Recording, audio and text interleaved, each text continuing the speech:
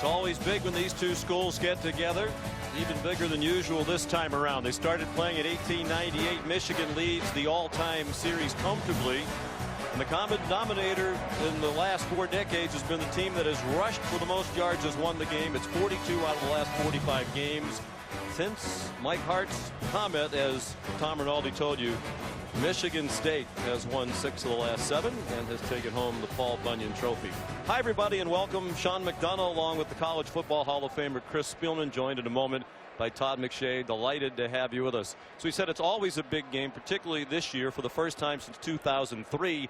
Both teams are ranked in the top 15, and that seems hard to believe when you think back to a year ago when Michigan was 5-7.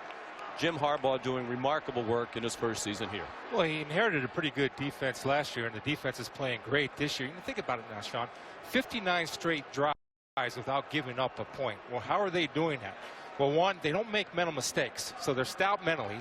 Physically, they're excellent at tackling. The offense controls the football, which helps their defense. And the coverage teams, kickoff coverage and punt coverage, have been outstanding, making the opponent take the long field. That's why their defense is where it is. They posted 3 straight shutouts, the first team at the top level of college football to do that since Kansas State in '95, giving up just 6.3 points per game, and they're second in the country in total defense, giving up 181 yards per game. Only Boston College has been better in total defense. The last time Michigan had 3 straight shutouts was way back in 1980. But they'll get their toughest test today against their in-state rival Michigan State at 6-0, and they'll face by far the best quarterback they've seen this year in Connor Cook. Down on the field, here's Todd McShay. Sean, Connor Cook plays the quarterback position the way it's supposed to be played. He gets to the line of scrimmage, he sets his Texans. He does a really good job of checking out of bad plays, and then he also does a very nice job with his eyes of manipulating coverage. And because of those things, he's great versus the blitz. You're going to see here against Rutgers last week. He set his protection properly, but Rutgers does a nice job, and they overload the right side of the field for him. He knows now, because there's an extra rusher, it's on him to get the ball out, and he's got to make a smart decision. So quickly, he scans the field. The safety is staying in the middle of the field, so he knows he has that vertical sideline route. Perfect throw, puts it up, lets his receiver go and get it. Now, what's really interesting, and here's where it gets interesting, I should say, Michigan defensive coordinator DJ Durkin, very adept at disguising blitzes and mixing up his concepts. Plus, the Spartan offensive line's been banged up recently, so this is going to be a fun one to watch. Michigan won the toss and deferred, so they'll kick off and get that defense on the field first.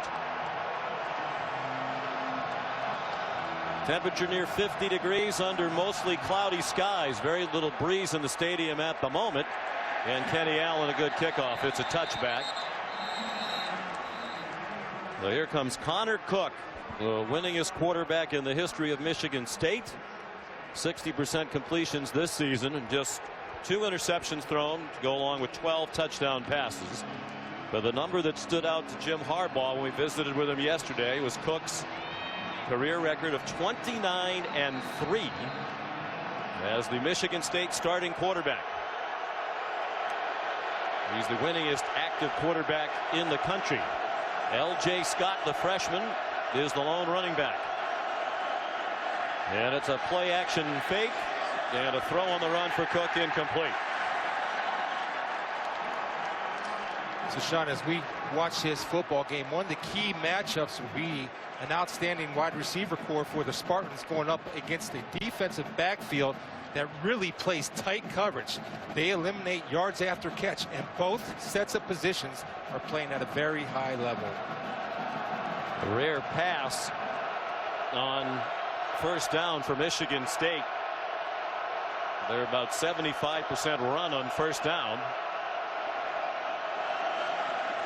Back to the ground. L.J. Scott trying to find a hole, and he gets buried short of the line of scrimmage. One issue for Michigan State all season long has been the health of its offensive line. They thought they'd have one of the best in the country with several returning standouts. This is the way they line up today. Jack Conklin, who missed the last 2, is back at left tackle. Benny McGowan at left guard. Brian Allen is the center. Donovan Clark at right guard, and Cody Keeler at right tackle.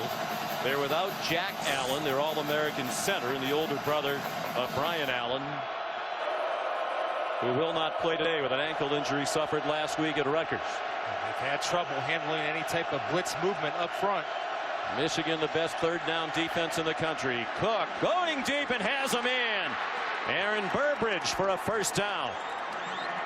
They'll mark him out right at the 50-yard line. Gain of 27 and a first down for Michigan State. It starts with the protection of handling the blitz, but we're going to have right here just a takeoff route from the inside, getting depth.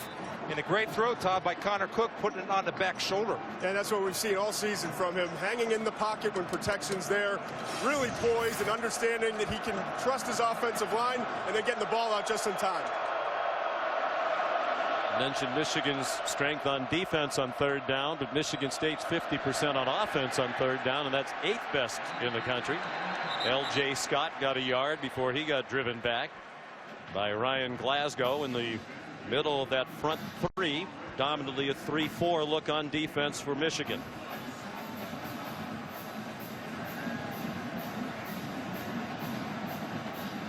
Mention the numbers. They are a run heavy first down team coming into today's game. 139 runs on first down, just 45 passes.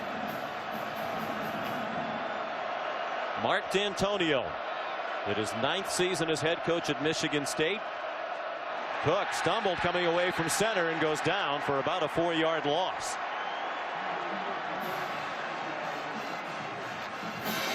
Don't see that very often from a veteran.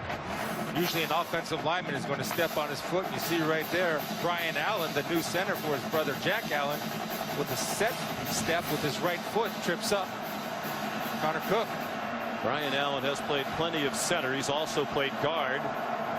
His older brother Jack said Brian is much better at 100% than I would be at 60%, and that's one reason why Jack Allen won't play today with the ankle injury. Third down and 13. Michigan brings a blitz, and Cook got away for a moment and then threw it away.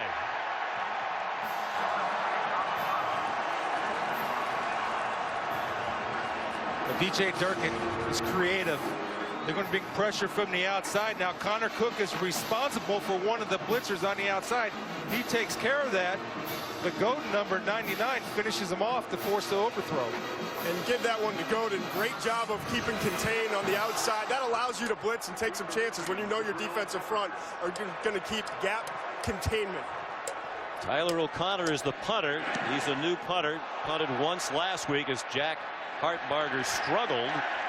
It has for much of the season. And O'Connor's first punt today is not very good. Just 26 yards. Big edge coming in special teams, one would expect for Michigan. They played much better in those areas than Michigan State has so far this year. The Michigan quarterback is the 5th-year senior Jake Brudock from Weston, Florida and South Florida. Graduate transfer from Iowa. Will play just the one season here at Michigan. Got off to a shaky start. Turnover plagued in the opener at Utah. He's been much more solid since as he gets more comfortable in the new system and with his new teammates. Ball start. Offense number 88. 5-yard penalty, still first down. Jake Butt, the tight end, guilty of the movement. This will be the biggest test for the Wolverine offensive line. They have not faced a front four like the Spartans are bringing in Ann Arbor today. Very physical, very active. Brudock coming off his best game last week against Northwestern. Pitches it to Davion Smith, and he gets stacked up at the line of scrimmage. Joel Heath led the defensive surge for Michigan State. Sean, because Michigan State is so active with their safeties coming up and supporting the run, early on, Michigan has to attack the post or the middle of the field with their receivers just to keep them honest. When you do that, then you're able to open up that inside running game, hesitating those safeties from coming up too quick by checking them deep. Pistol formation now with Davion Smith lined up behind Brudock. And nothing doing. Chris, we expect a smash mouth game. Harlan Barnett, the co-defensive coordinator for Michigan State, said both teams like to line up and play physical football, and it's probably going to come down to which team is more effective right there at the line of scrimmage. You know, I'm going to say something I haven't said in about 10 years. Both sets of fullbacks on each team are important because they're usually at the point of attack, and both teams use a fullback as their lead blocker, and Harlan's exactly right. You line up and find out who's tougher. Co-coordinator with Mike Tressel, who's on the field. Barnett calls the defenses. Rudock in trouble, and he'll be taken down back at the 18-yard line. Riley Buller, the middle linebacker. Both teams are very, very aggressive on third downs. Riley Buller right here is coming. You have Chris Fry as a nickel back. Darian Harris, 45. They'll be able to make it. Shalik Calhoun wearing number 43 today. They're going to hug up on that man coverage and are able to finish off the blitz. He's wearing 43 as Calhoun for Ed Davis, the injured linebacker who has not played this season. Blake O'Neill with the rugby punt, and it takes a tremendous bounce. This is the 5th time in 7 games he's had a punt down inside the 5, and that one is an 80-yard punt by the native Australian. Looking for a real breakfast burrito? Don't look for it at a burger place. Get everything you love about breakfast scrambled, chopped, and dropped into a warm floured tortilla. Stick with the burrito experts, Taco Bell's.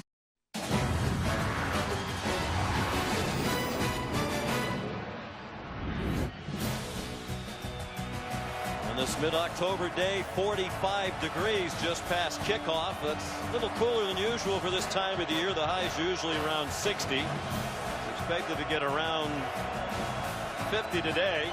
We had a little snow flurry activity early this morning. Connor Cook from his own 2 fires and gets them out of the hole immediately with the catch by Aaron Burbridge.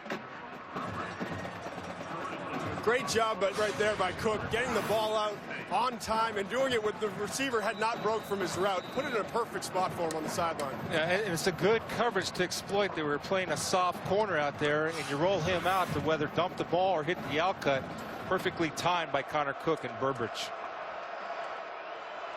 Second catch for Burbridge, who had 9 for 156 yards last week at Rutgers. Their receivers were outstanding in that win against the Scarlet Knights. R.J. Shelton took the handoff, went ahead for a couple.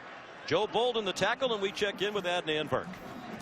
All right, thank you very much, Sean. The Taco Bell studio update. The big story of the day so far is Ole Miss and Memphis. The Rebels go down against the Tigers as Memphis improves to 6-0 for the first time since 1961. They take it by 13. Paxton Lynch was great. Sean?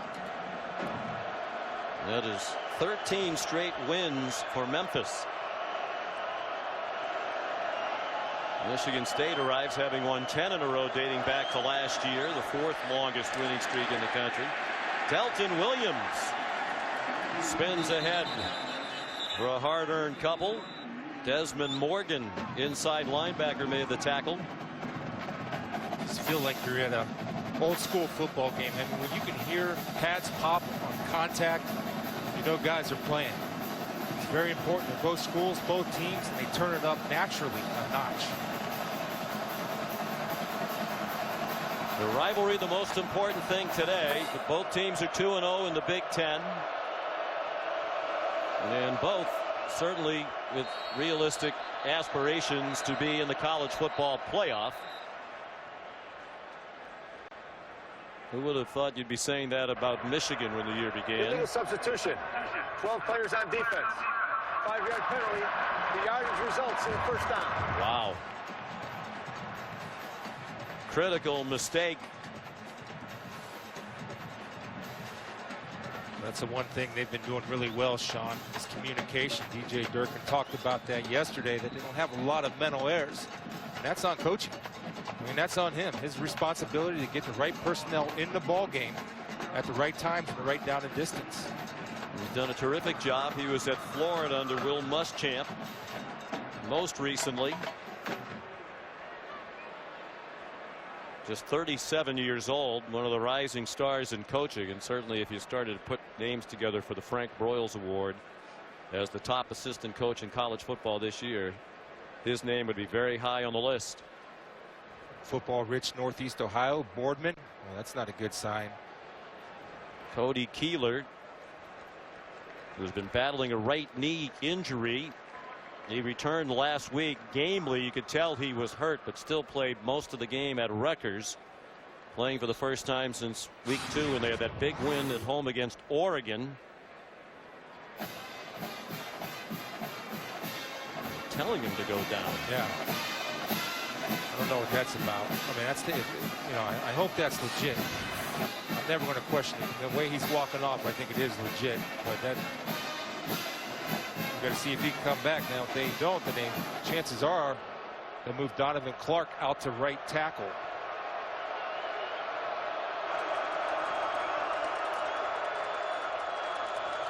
They have done that. Benny McGowan's moved from left guard to right. David Beadle's in at left guard. The throw short from Cook in the direction of McGarrett Kings. Well, going back to Keeler and the injury, I'm standing about 20 yards behind him. He started feeling something in his hand or arm. He was pointing to it, and the coaches were saying, "Well, get down so that the referees know, so that we don't, so we don't get in a situation where you have to play this play." So it was a legitimate injury. Yeah, good. And you know, you would expect that from a Mark Antonio coach team. He's a tough kid. He's been playing hurt, toughing it out. Going against form, Michigan State has passed on 3 of their 5 first down plays today. Delton Williams, the running back, the junior, they're going to redshirt him until last week. Cook throws, and it's broken up by Jordan Lewis. DJ Durkin says he's playing at an all-American level, and he had the coverage on Aaron Burbridge. Well, this is the matchup. I mean, it's skill on skill. Our speed guys against your speed guys. And right now, when they've gone man-to-man, the Wolverines have won that battle. Jordan Lewis, excellent job of just keeping his discipline and not looking back too soon at the quarterback so the receiver can't pull away.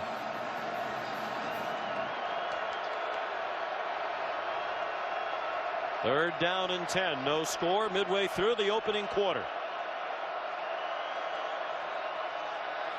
Just a 4-man rush, and Cook with plenty of time and another good catch for a first down. Aaron Burbridge again with Jordan Lewis once again in coverage. Well, it starts with the protection, and they've had so many different line combinations. Right now, these guys are handling the pressure of what Michigan is bringing. And Burbridge does a really good job of going up and attacking that football. You'll see that throughout the day, and I'm sure Michigan State fans know. When the ball's in the air, he's not waiting for it to get to him. He goes up and attacks it, and he has a really good feel for timing his jumps. Yeah, the other thing, Todd, he snapped his head around knowing that Connor Cook was going to deliver that ball, and he better have his eyes up. Their receiver group has played so well. Particularly impressive last week in that win against Rutgers. Delton Williams did not get back to the line of scrimmage. Maurice Hurst been a very effective backup at the nose behind Ryan Glasgow. Made the tackle for Michigan. Glasgow and Hurst have combined for 4 sacks. That's a lot from the nose position. 9 tackles for a loss. Especially in a 3-4, so they're getting double teamed a lot. I think Michigan State's going to have to do this. They're going to have to throw the ball on first down a little bit as they come in. You see Cody Keeler back in the ball game, which is good news for the Spartans. But I think they need to start throwing on first down to open up a little running lane. They spread the field on 2nd and 10. Cook throws, open receiver R.J. Shelton down to the Michigan 42-yard line.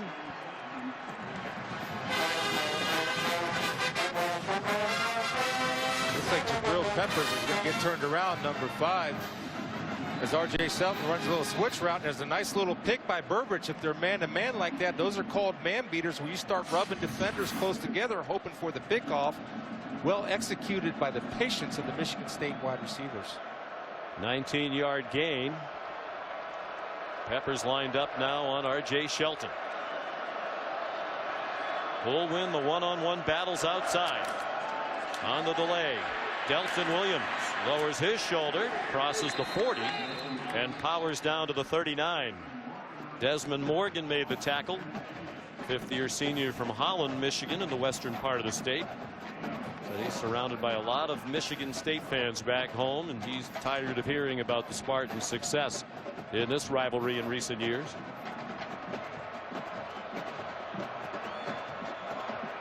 Trevin Pendleton the fullback in front of Delton Williams. Williams with a flag down at the offensive line. Williams got back to the line of scrimmage, and that's all. Ben Gideon made the tackle. John O'Neill, the referee, one of the best in the country. Personal foul, chop block. Offense number 75 and 76. 15 yards from the previous spot. Repeat second down. Benny McGowan and Donovan Clark. Let's check in back in the studio with Adney and Burke. All right, Sean, thank you very much. Championship Drive update brought to you by Dr. Pepper. Oklahoma and K-State, Baker Mayfield, the Sterling Shepard. The Sooners haven't lost back-to-back regular season games, Sean, since Bob Stoops' first year back in 1999. They're up 7-0 right now. Back to you and Chris.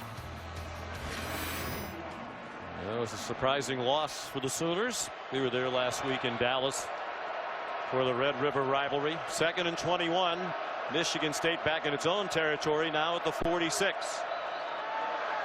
Cook take the inside handoff, swung it out to Burbridge, and a good tackle in the open field by Jordan Lewis. And some good old-fashioned woofing ensues. that's a natural in this rivalry. I like the call. You know, McGarrett King, Sean, he ran a route. He was supposed to block on that. He passed up Jordan Lewis because I believe Burbridge had, or Shelton had, some room to run after that. He just passed up and whiffed on the block.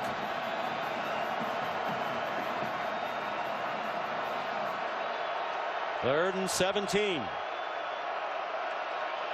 4.5 minutes to go in the opening quarter. They started from their own 2, the 11th play of the possession. Cook, all kinds of time, flag down in the secondary. It's an interception, at least for the moment, by DeMonte Thomas. And he brings it back to the 35-yard line, but the flag down in the secondary.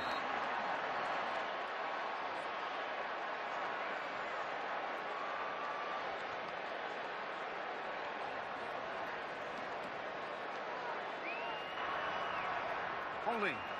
Defense number 86. 10 yards from the previous spot. Automatic first down.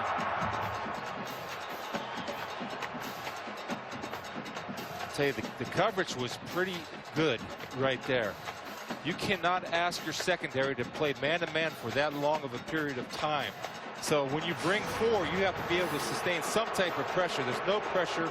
Connor Cook's able to find a throwing lane. You're going to see it right there. Jordan Lewis tackles the man he was covering. He announced 86, I believe, but I think he meant 26. Jordan Lewis.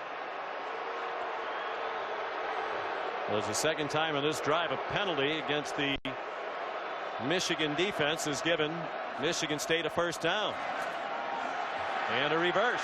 Aaron Burbridge with running room. And he's run down by Chris Wormley, a defensive end, but very near another first down. What a drive this is for the Spartans. That's akin to throwing the ball on first down, any type of razzle-dazzle. And they use Shelton and Burbridge for their outside running game in a double reverse, which they have not shown on film, off the jet sweep look.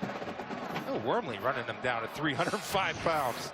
Yeah, that's one of the things DJ Durkin said about Wormley. He can really run for a big man. 6'5", fraction over 300. Wildcat. Damian Terry, backup quarterback, sophomore from Erie, Pennsylvania. Got just enough for the Michigan State first down. See that coming in vogue in college football. We saw it last week, the Wildcat formation with Tyrone Swoops in Texas. Urban Meyer uses it in the red zone with J.T. Barrett. When you have good players, you try to get them on the field to use their talents. File that one away, too, because we've seen over the years Michigan State loves, under Coach Antonio, some of those trick plays, and they had Connor Cook on the field, so a double pass could be coming later on.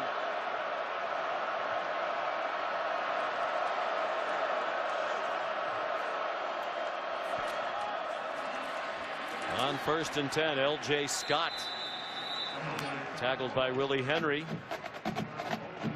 Not only has Michigan shut out its last 3 opponents, but they haven't allowed BYU, Maryland, or Northwestern into the red zone. There have been only 6 opponent trips into the red zone in the first 6 games of the year against DJ Durkin's defense. 3 by Utah, one by Oregon State and one by UNLV.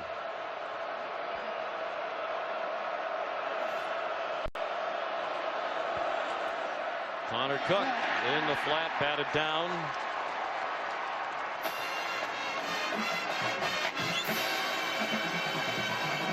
Chris Wormley,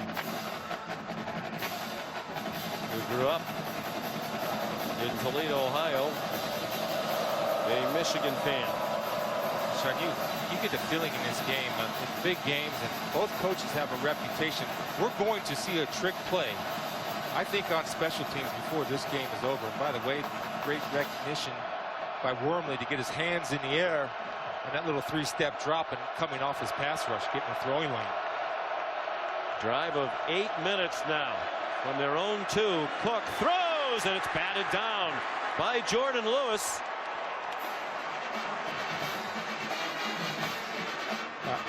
I'll tell you, I've watched a lot of corners this year, and there's not too many like Jordan Lewis. Again, winning the coverage against Burbridge, and that's the matchup all day, Todd, that we'll be watching. Yeah, and Chris, what's interesting is it seemed like Cook rushed that just a little bit. I know the rush was coming, but he probably should have waited a split second longer and put a little air under that one and let his receiver Burbridge run under it. Yeah, also it was a lazy route by Burbridge. It's too easy to cover. They're going for it on 4th and 8. They're in field goal range, but they've had a lot of problems on special teams, including in field goals. High snap, a blitz from Michigan. Cook throws into single coverage, way out of bounds. Intended for Aaron Burbridge, with Jordan Lewis in coverage again. What a battle they're waging head-to-head. And after 16 plays, Michigan State turns it over on downs. They did manage to move the ball and flip field position 70 yards. 1:59 to go in the opening quarter in Ann Arbor.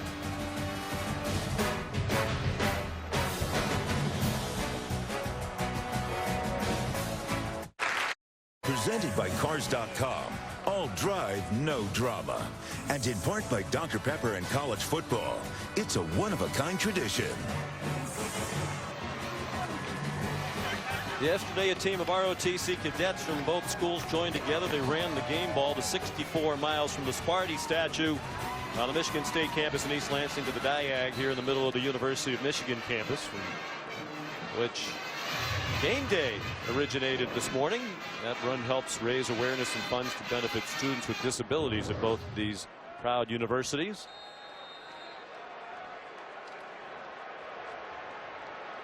Well, plenty of rest for that Michigan offense. Michigan State had the ball for 8 minutes and 5 seconds in 16 plays. These are two teams that like to possess the football. Michigan has had the time of possession edge in every game so far this year. Busting through the middle. Sione Homa, the fullback, across midfield and down. They'll spot him down at the 45-yard line of Michigan State. The true freshman safety, Grayson Miller, might have saved the touchdown. That's when Harbaugh says, hey, guess what? We're going to put in a fullback trap at the first day of spring practice. Michigan State didn't think about it. Quick hitter by Homa, who burst through the hole. Excellent kick-out block by the pulling guard. Homa's getting a lot of play. Splitting time with Joe Carriage. Good blocker, special teams guy, getting rewarded with the run. Grayson Miller, a true freshman from Georgetown, Kentucky. They're also beat up in the secondary. Pressure. Jake Rudock threw it up for grabs. A ricochet. And Davion Smith couldn't catch it. But Lawrence Thomas right on his belly. Shalik Calhoun, wearing number 43 today, put the pressure on Rudock. A smart play by Shalik Calhoun, also going low to avoid any type of head hit. Thomas with the deflection. One thing you can say about Michigan State's defense, they run and pursue the football. So any type of misdirection, reverse jet sweep, or something like that, Michigan do that to counter the pursuit of that Spartan defense. Ed Davis hurt early in their preseason practices, a knee injury, was preseason All Big Ten. Played the whole season without him. Karan Higdon, the freshman, into the game. Joel Heath made the tackle. And I think, Chris, it's indicative of how far the program of Michigan State has come in recent years under Mark D'Antonio. Because of the success, they've been able to recruit not only better players, but more terrific players. He said before Notre Dame, Ohio State, Michigan, they were going to get the guys that they wanted to get, and we'd get the others. Now they're in there with those schools on the very best players. They have a lot of depth. Yeah, and they do that, and Sean, and also that they do a great job of identifying what a Spartan is and developing that talent once it gets to campus. You know, Michigan State had the reputation of being, they were good every 3 or 4 years. Now they have that consistency going, and it is because of recruiting and excellent coaching. Timeout Michigan with 10 seconds to go in the quarter. If you're out and about on this college football Saturday and you don't want to miss any of the action while you're on the move, you can stream any game live. Download the Watch ESPN app or go to watchespn.com. Beautiful fall colors surrounding the big house. 10 seconds to go, first quarter. No score. Michigan with 3rd down and 9 at the Michigan State 43. Jake Rudock dumps it off, complete. A.J. Williams, the tight end.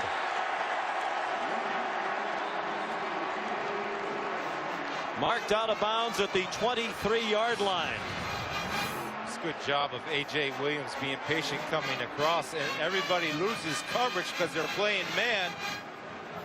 And when you lose big A.J. Williams sneaking across the field, the result's a first down. That's the first mental error for the Spartans defense. Jim Harbaugh loves the tight ends. The tight ends have got 36 passes already this year. No score into the first quarter at the big house.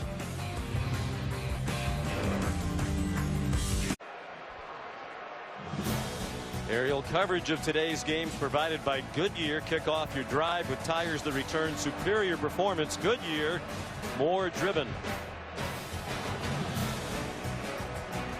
On to the second quarter we go at the big house in Ann Arbor. No score. Number 7 Michigan State and number 12 Michigan. Jake Rudock just completed a 21-yard pass to A.J. Williams. 1st and 10 Michigan from the State 23.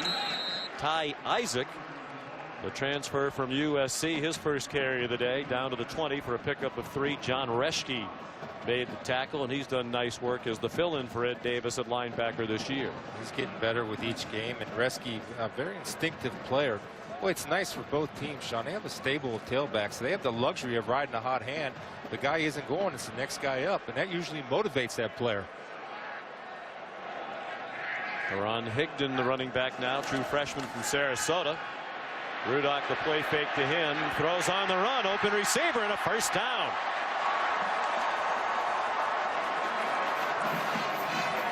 J.U. Chesson, his first catch, first by a wide receiver for Michigan today. Good for 11 yards. It's a good job by J.U. Chesson settling down, finding the open space, and Rudock able to throw across his body accurately, Todd. Yeah, and Rudock hanging in there. We've seen a lot more patience, poise, and confidence out of him in the last few games. He's finally starting to get this offense. He knows where receivers are going to pop open, and that was a great example right there. Well, his receivers and Jake are starting to see the same thing, which they did not do earlier on when we were here against BYU.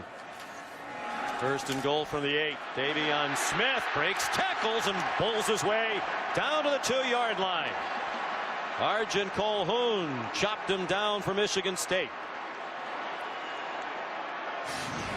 Everybody knows what Davion Smith brings to the table. Yards after contact, toughness, and always falling forward. An excellent job by that front state on that particular play. That's what he's known for, toughness, grit. That's what his team's known for right now.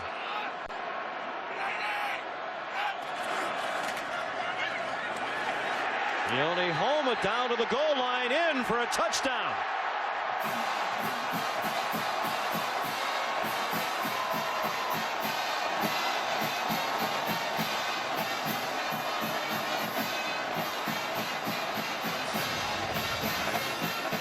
There's something to be said about confidence in your team and your offensive line. Running a fullback dive from that far off is a symbol to his team and to the players and to Jim Harbaugh that we're going to win the physical battle and we're going to prove it to you.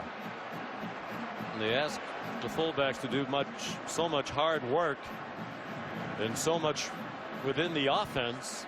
that they get rewarded by carrying the ball a lot more than most fullbacks do around the country. Second touchdown of the year for Homa. They're making sure that he made it into the end zone before going down. You can see him. Balls cross. And he's a tough player. Been around a long time. Really only contributed on special teams. Then when a coach that came in, that utilizes the fullback, Homa's got his opportunity. Tom Kissinger is the replay official. After further review, the ruling on the field of touchdown stand. And the first points of the game for Michigan. 2-yard run for Sione Homa, senior from Salt Lake City. 72-yard drive in 8 plays. And Homa had the biggest play, the 27-yard run on the quick hitter. A.J. Williams, a 21-yard catch. Kenny Allen kicks the extra point.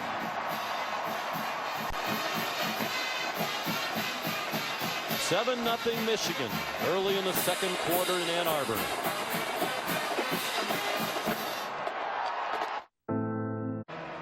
College football action continues tonight on ESPN. A huge SEC showdown.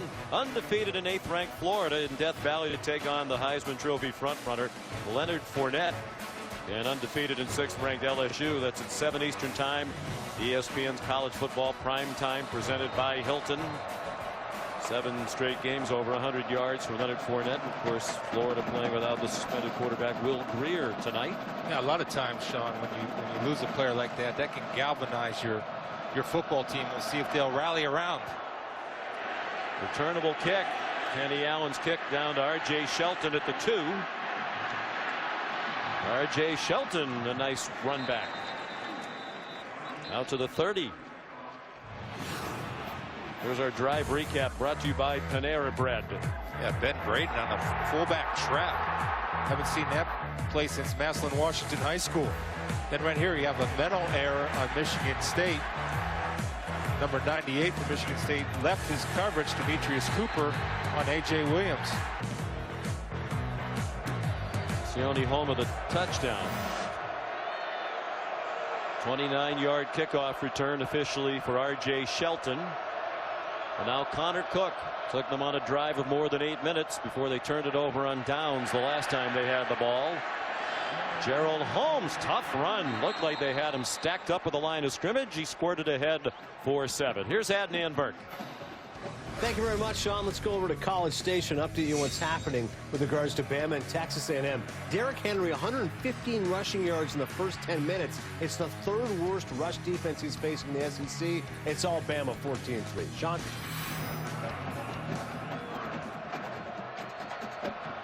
All right, and here it's 7-0 Michigan.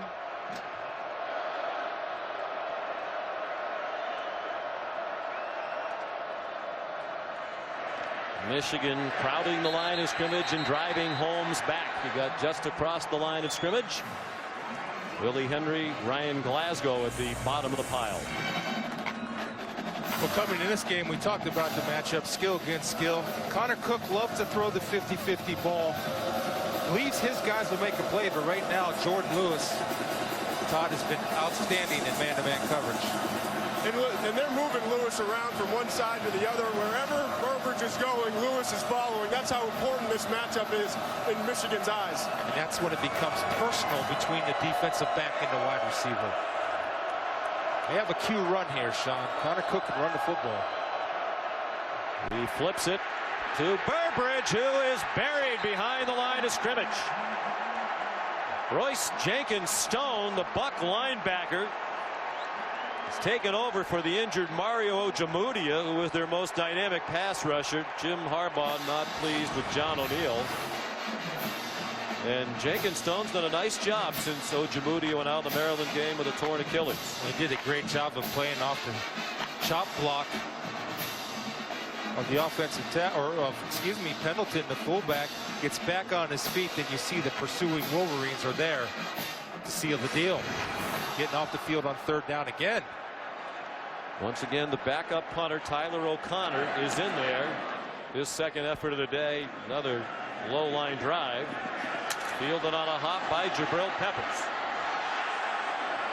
And he will not get away from Chris Fry. Good coverage by Michigan State. They've already given up a punt return and a kickoff return for a touchdown this season. Their punt coverage team 119th in the country starting today.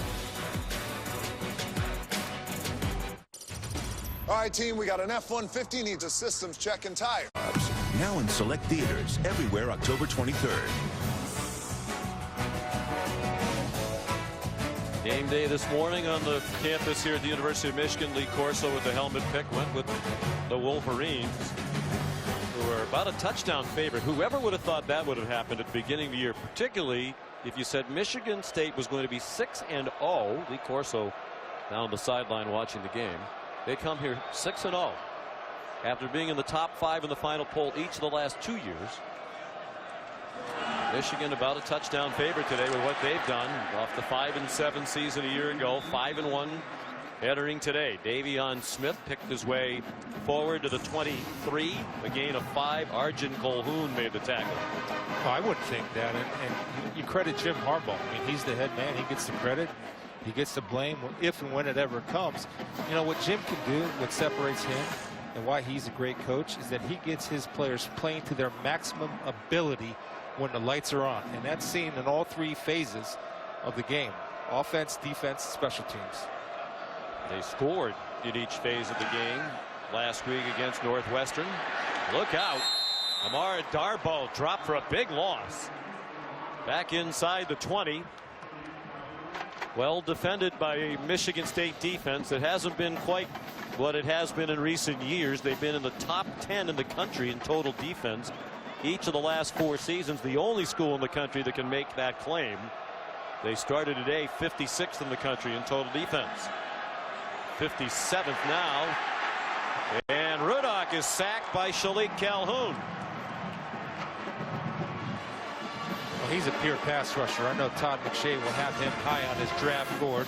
But Shalik Calhoun at the top of your screen just comes with a little twist. Then what he does very well, if his first pass rush does not move, he's got a great counter move, and I like the fact that he can close with speed. 4-yard loss on the play to Darboh, 5-yard loss on the sack.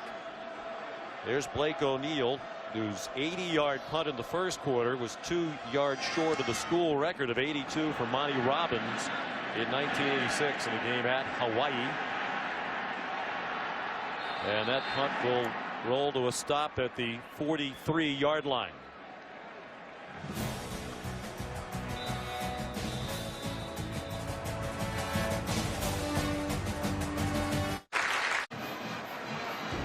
While we were away, the officials moved the ball 11 yards. The ball was touched by the Michigan player Brandon Watson at the Michigan 46-yard line. So just a 32-yard punt by Blake O'Neill, an excellent field position for Michigan State, trailing 7-0 with 8:44 to go in the first half. Only for their confidence, Sean, they need to get something going here, because Michigan's defense, because of their shutout streak, they have to get some type of points with this type of field position. On first down, the handoff to L.J. Scott.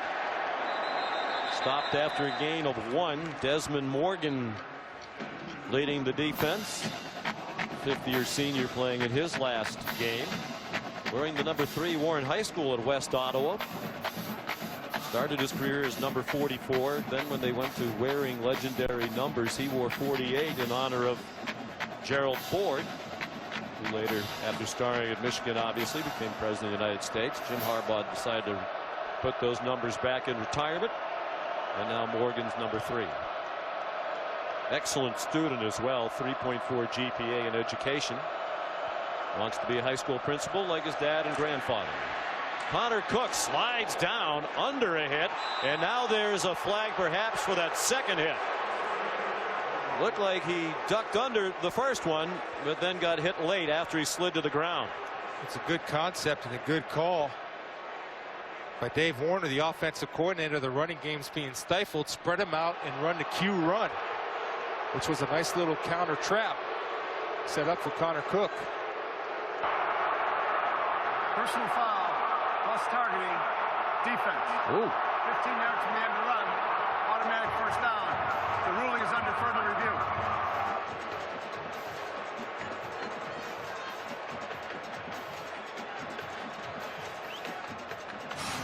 See right here now.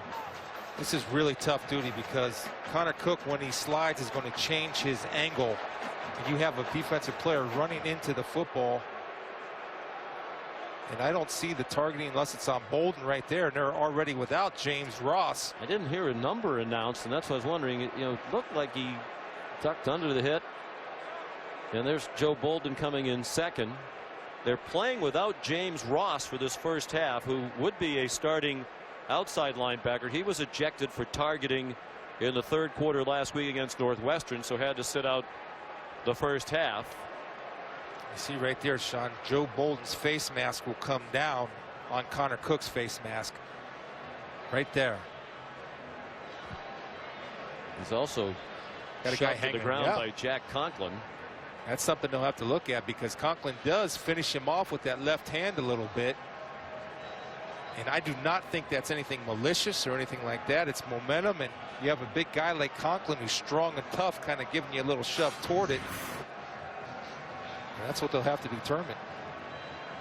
This is huge. Desmond Morgan and Joe Bolden are the two leading tacklers on the team. Veterans. The two of them, along with James Ross, have combined for 79 starts, 124 games of experience. And DJ Durkin undoubtedly holding his breath. John O'Neill, regarded as one of the top referees in college football. He did the national championship game, the last BCS national championship with the Rose Bowl. I don't think he's the favorite of the Michigan Wolverines right now. After further review, the ruling of the field on targeting stands. Number 35 is disqualified. Wow.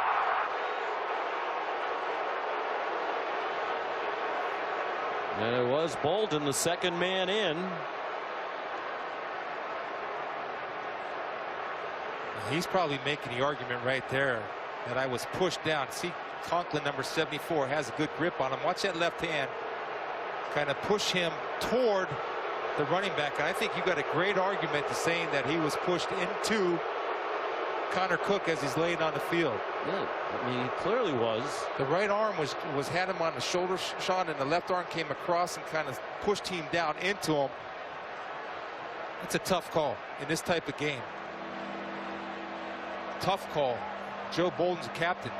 Now, it's important to note, because communication is so important on this Michigan defense, that Desmond Morgan is the play caller and the communicator.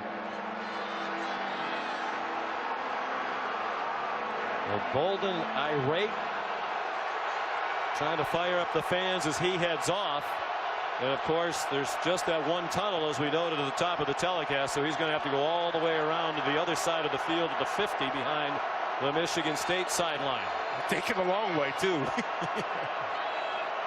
That's a tough call on a kid like that. I mean, it looked to me like he was forced into and pulled down by Conklin, who's just doing his job, trying to finish his block.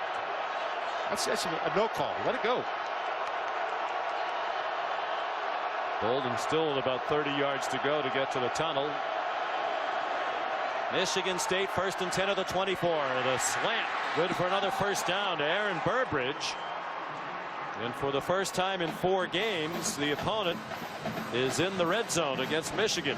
Well, this time, a notch goes to Burbridge, beating Jordan Lewis on a nice little inside cut on inside release. Jordan Lewis cannot give up that inside of the wide side of the field. He get a pre-snap read on Burbridge's split, who was outside the numbers to run that slant. Cut off that inside. 13-yard gain, already 6 receptions for Burbridge, senior from Farmington Hills, Michigan. L.J. Scott finds a hole, finds the end zone.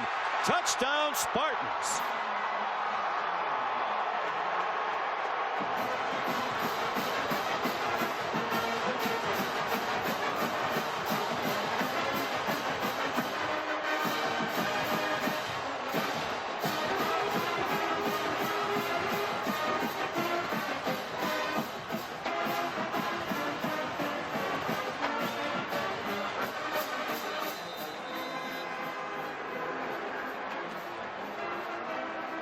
L.J. Scott, already his 7th rushing touchdown of the year. He scored the game winner in the final minute last week at Rutgers. Michael Geiger the extra point. And a big turn of events. Michigan State has tied it, and a controversial call has sent Michigan's leading tackler out for the rest of the game.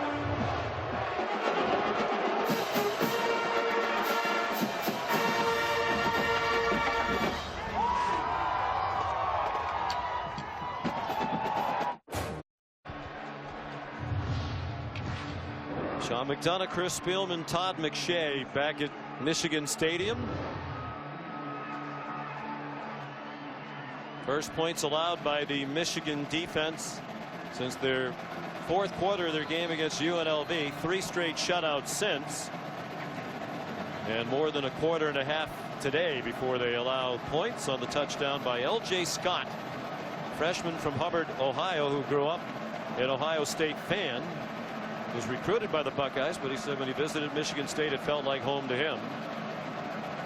J.U. Chesson back deep for the kickoff from Kevin Cronin. Jabril Peppers will handle it. Jabril Peppers, and again the coverage woes continue for the Spartans. So sound on special teams throughout the Mark D'Antonio era, but by his own admission, very shaky this year, and the problems continue. The kickoff return is like running an offensive running play. Everybody's assigned a man in a gap. Nobody blocking behind the football. Jabril Peppers explosive with the ball in his hands. They win a lot of games. That's how they're built. Play special teams, play defense, run the ball, don't turn it over. That's their identity. 49-yard kickoff return. A great field position for Jake Rudock in the Michigan offense from the Spartans 48. He comes out throwing and fires a deep ball, caught at the 25. J.U. Chesson. Part of the game plan, playing Michigan State, attack the middle of the field on first down with downfield throwing. They want to get their safeties involved in their running game. You got J.U. Chesson matched up on Grayson Miller, and it's no match. And a great throw and a great read by Rudock. Yeah, that's part of what makes Rudock so smart. He recognized that mismatch early and was able to get the ball right where it had to go. Attack them in the middle of the field. If their safety is going to be up, go at them deep. 23-yard gain. Back to the ground with Davion Smith. Here's Adnan Burke. All right, Sean, thank you. Alabama and Texas A&M, it has been a rout in College Station. It's all Derrick Henry and then Alabama running game powering in for career high. Another touchdown for him, 159 rushing yards. 21-6, Sean. All right, Adnan, thanks. And here, Chris, more of the same for the Michigan State defense. They started the day having given up in 6 games 26 pass plays of 20 yards or more. That's the 9th most in the country. And they've given up 2 more today. That number is actually 28 now, with the 21-yard play to A.J. Williams and the 23-yarder for J.U. Chesson. Timeout on the field with 5:51 to go. It's called by Michigan.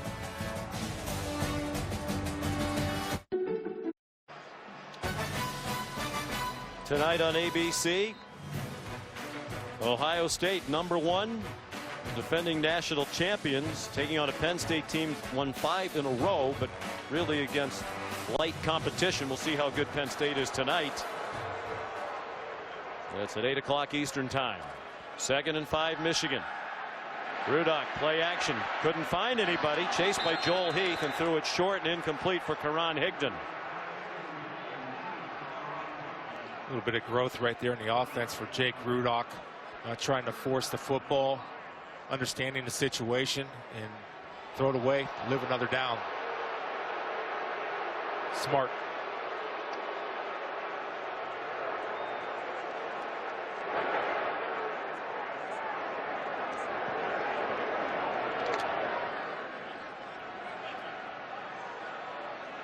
Third down and 5.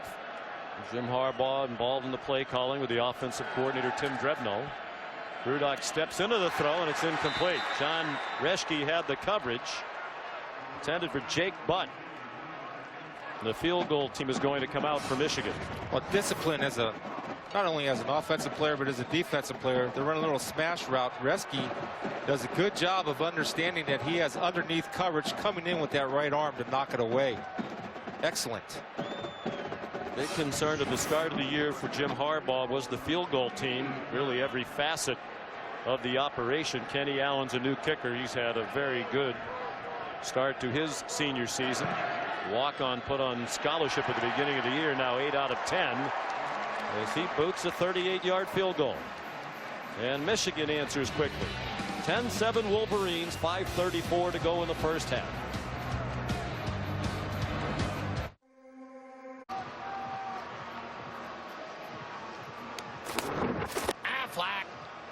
There's today's Aflac trivia question. You want to know who was the last Michigan head coach to win his first game against Michigan State, as Jim Harbaugh is trying to do today. So many great coaches to choose from. History. There's Mark D'Antonio, 6-2 against the Wolverines. Lost the first one in 2007. Mike Hart uttered those famous words about Michigan State being the Wolverines' little brother. D'Antonio and the Spartans have won 6 out of 7 since. R.J. Shelton out of bounds at the 30-yard line, and here's Adnan Burke. Thank you, Sean. Oklahoma and Kansas State. Good up for Baker Mayfield. Connecting with Sterling Shepard. Mayfield 3 touchdown passes in the game for the 5th time this year. Sooners up 28-0. Come on, Sean.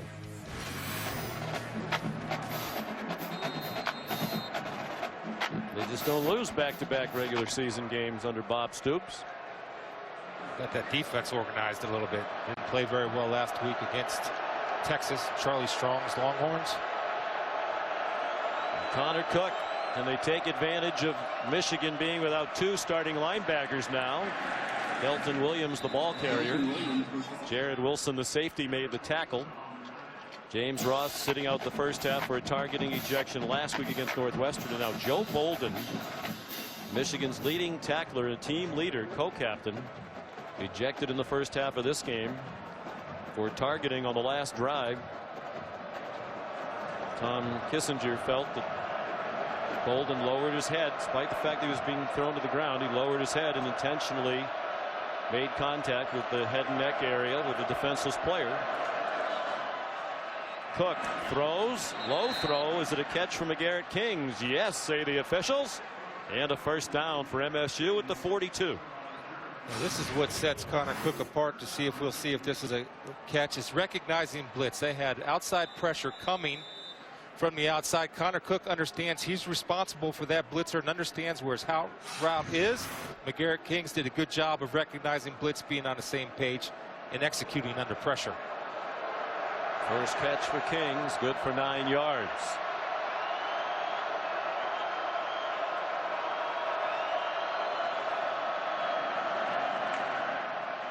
Delton Williams banged around, hard-earned yard. Jabril Peppers up from his safety spot. Desmond Morgan, Chris Wormley all involved. Well, it's been really fun actually watching the tape, getting ready for this game with Connor Cook, the quarterback. He handles the quarterback position the way you like to see it in terms of setting his protection, understanding where to go with the football.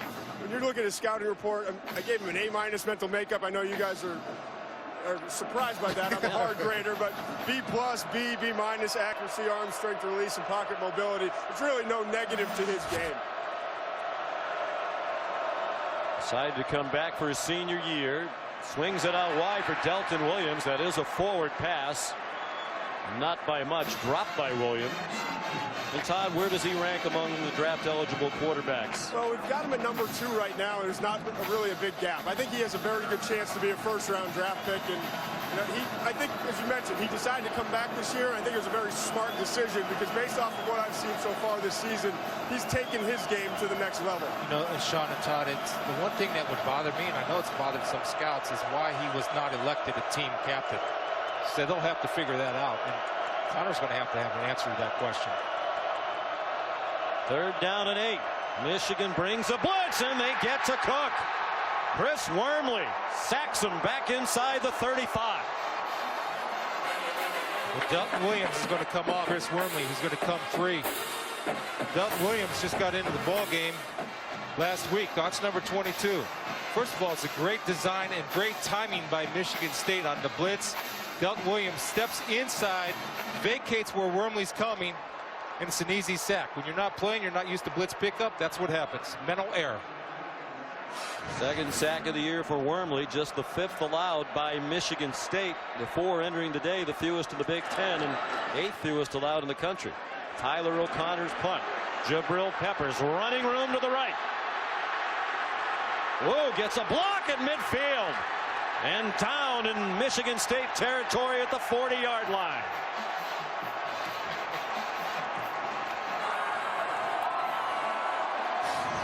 Thomas, number 25, you know, he gets a hard block. I think he makes a mistake. Watch, because he is going to block behind the football. He had no shot at getting Peppers. So what he should do is turn to go to the next level. See how Peppers is running away from Willis? Thomas comes in, and it's a rivalry game, good effort, all that stuff. But a coaching point there is don't block behind the ball, turn and get to the next level and pick up somebody that may make the tackle down the field. 41-yard punt, 35-yard return. So again, terrific field position for Jake Rudock. The 41-yard line of Michigan State. Power football on first down. And Davion Smith stuffed at the line of scrimmage. Darian Harris, the linebacker, leading the way.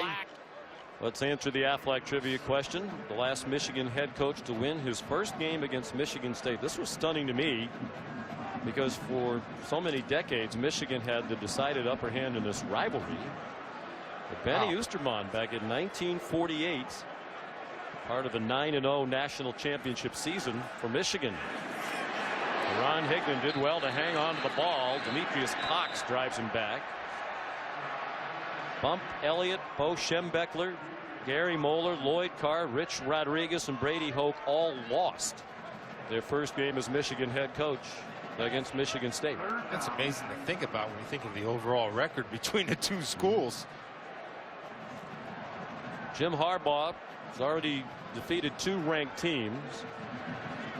That's 1 fewer than Brady Hoke had on his resume in his 4 years as head coach. And the same number Rich Rodriguez had in 3 seasons. Which, as you see, Jim Harbaugh had his cleats on. Jim wishes he could still play. He can't, so coaching's the next best thing. I can understand why he wears them outdoors. I didn't quite understand why he had them on in our production meeting yesterday, but that's Jim Harbaugh. Yeah, he did. Walked into our meeting yesterday in their offices with cleats on. Maybe he thought I was going to take a shot at him.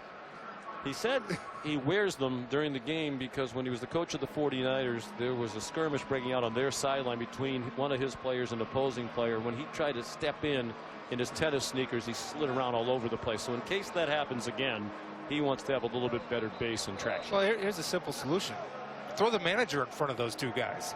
Give up the sacrificial lamb for him. You got to protect yourself as a head coach. You can't be getting hurt. But he likes to wear those out in practice, and Jim's known, at least from what I heard, we're not allowed to go to practice, but what I heard is that he likes to go throw 7-on-7, throw darts. He's a good coach, a really good football coach. And in fairness, Michigan State doesn't let you go to practice either, except for the first 10 minutes or so on Thursday.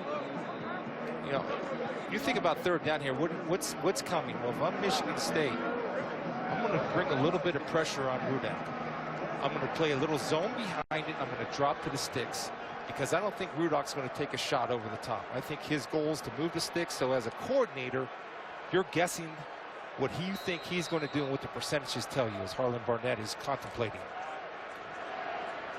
3rd down and 7. Michigan has used its last timeout with 1:25 to go in the half. And now as they line up, Michigan State wants to use a timeout. Jabril Peppers is on the field on offense for Michigan. Ordinarily a defensive player. That might have gotten the attention of the Michigan State coaches. While we have a moment, here's Adnan. All right, thank you very much, Sean. Coming up on the Lexus halftime report, lots to get into with Joey Galloway and Danny Cannell. A historic upset for Memphis over Ole Miss. Also, the tide rising as right now Texas A&M's defense is getting shredded by Derrick Henry and company. And Boomer Sooner, Baker Mayfield, and the Sooners offense right now is clicking. All that more coming up. By the way, I'd never walk in a meeting with you guys. That's way too risky. Sean, back to you. Adding in with one eye on the football today and another one on his beloved Toronto Blue Jays during these playoffs. Our beloved Toronto Blue Jays. Yes. Well, you've jumped on every team you can. Probably like the Cubs and the Mets as well. The amazing Mets, please. Peppers is on the field. Been rumored for a long time that he might play some offense. And you'd think, Chris, if they have him out there, they probably have something designed for him. And they use another timeout, Michigan State on defense.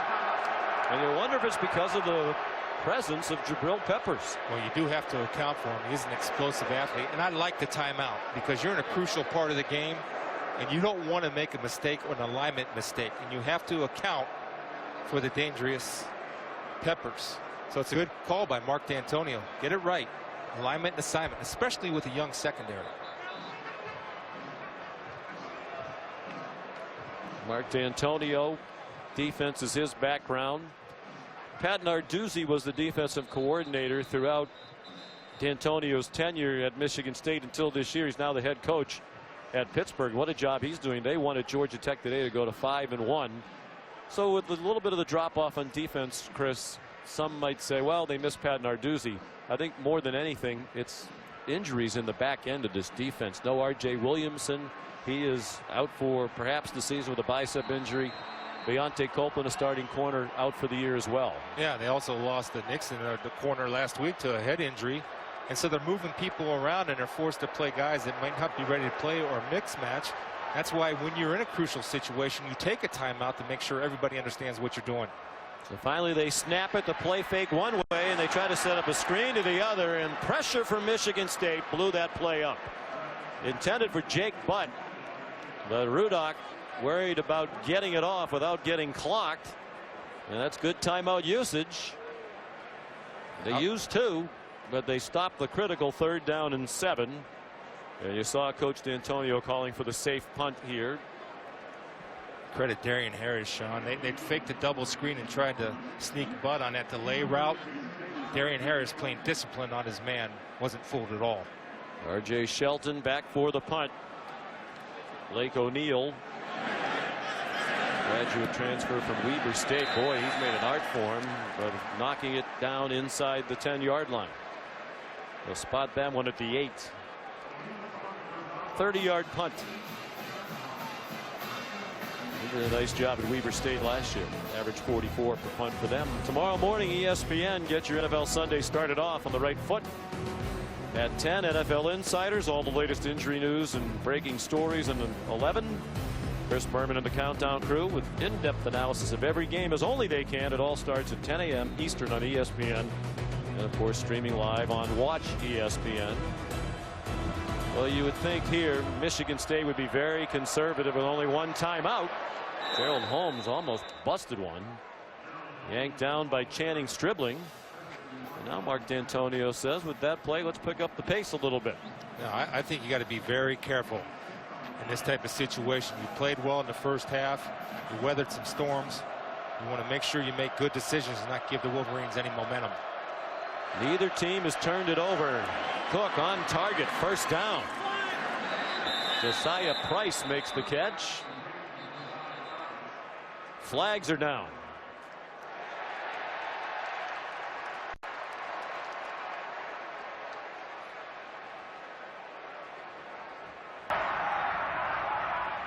Pass interference. Offense number 82. Half the distance from the previous spot. Repeat, 2nd down. Price, the big returnee this week, missed the last 2 weeks with an ankle injury against Purdue and Rutgers. He's a favorite target to Cook, particularly in the red zone. Boy, you know, right here is 82 Price. And, you know, this is what Michigan does so well is they play man-to-man and Price comes in and that's a push-off. I mean, you can't do that. You have to be a little bit more subtle if you do that. But that was a good call by the back judge. seeing that. And that's what Michigan does, Sean. They make it very difficult for not only tight ends, but the skilled players to create any separation. That's why they're excelling on defense, because they play man so well. Play clock down to 1 as they snap it. Gerald Holmes. And that will be the last play of the half, you would think. Ryan Glasgow and DeMonte Thomas combine on the stop.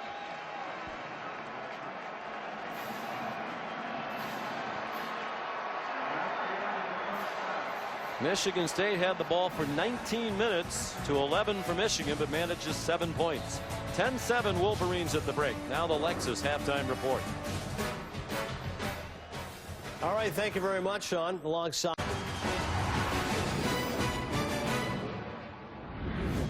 Welcome back to ESPN's College Football, presented by Cars.com. From Michigan Stadium in Ann Arbor, 108th meeting all time between Michigan State and Michigan leads by 3 at the half, despite the fact that the Wolverines had only 4 first downs and 95 yards of offense, more than an 8-minute disadvantage in time of possession. I guess it's really indicative, Chris, of the way both of these teams play. They do enough to win the game and don't turn it over. Neither team turned it over in that first half. Yeah, Michigan State did score when they had good field position on a poor punt, so they were able to capitalize on that. Sean, what we're seeing is great defense. I mean, we don't see this week in and week out, and something that should be appreciated. Not a lot of missed assignments, and excellent tackling, and very physical football game. I think for the second half of Michigan State's offense, Connor Cook has to start targeting some other wide receivers. He's targeted Burbridge 10 times, connected on 6 of them, but you need to get other players involved in this offense for it to operate at its full efficiency. Cook had 8 out of 16 in the first half. No touchdowns or interceptions, just 1 for 4 when Michigan blitzed.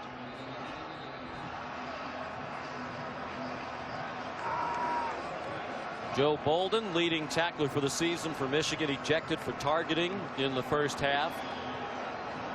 He will not play in the second half. James Ross, though, will join the team. He had to watch the first half from the locker room. He was allowed to warm up before the game, but was not on the sideline by rule in the first half. He'll play in the second half. And Ben Gideon, who's a backup linebacker, DJ Durkin says they consider him like a starter. He plays a lot, and he'll get a lot of the playing time for Bolden. Ben Gideon's more of an inside backer than an outside backer, and that's what he was playing in replacement of Ross. He'll be back to his natural position. Kevin Cronin kicks off. Jabril Peppers from the 4. He got flattened. Monte Nicholson, the big hit, shy of the 25-yard line. Here's Todd McShay. In that first half, Michigan was outgained by the Spartans, but they had hidden yards and special teams, and they took advantage of big opportunities. Here, you're going to see, we talked about earlier in the game, when Michigan State brings the safety down, Jake Rudock recognizes it and takes a shot down the middle of the field towards the right side and is able to connect on it. Here, on a big third down after a timeout, taking advantage, getting it to his big tight end, 84, A.J. Williams, running down the sideline. Converting in key situations will be huge again for this Michigan team in the second half. Being efficient in their play calling and choices of where to throw the football.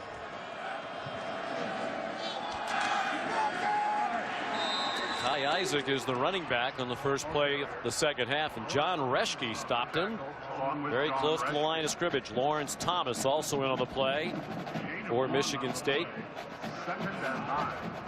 Here's number 8, former linebacker and fullback at Michigan State. He's settled in at defensive end, and he's a good one. It's a natural position for him. Very athletic. Tough matchup for an offensive tackle and tight end.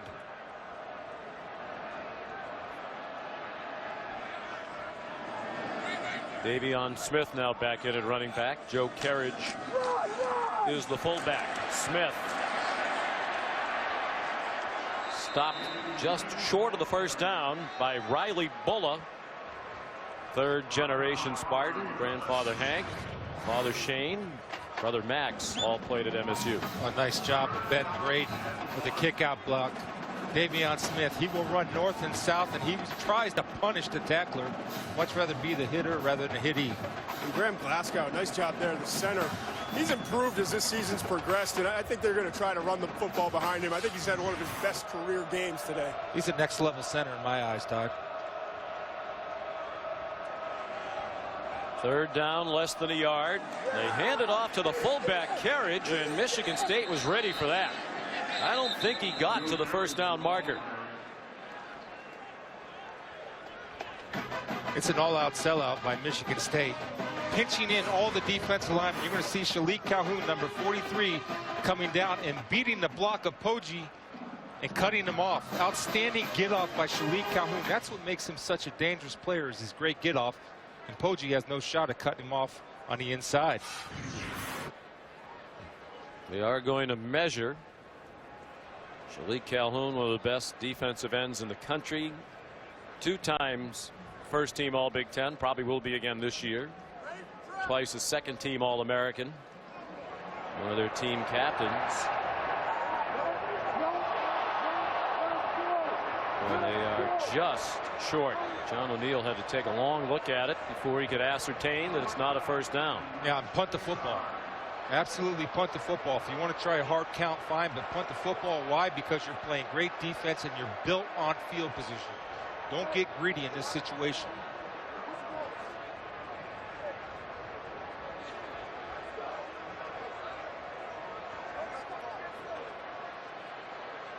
Well, at the moment, the offense is still on the field for Jim Harbaugh.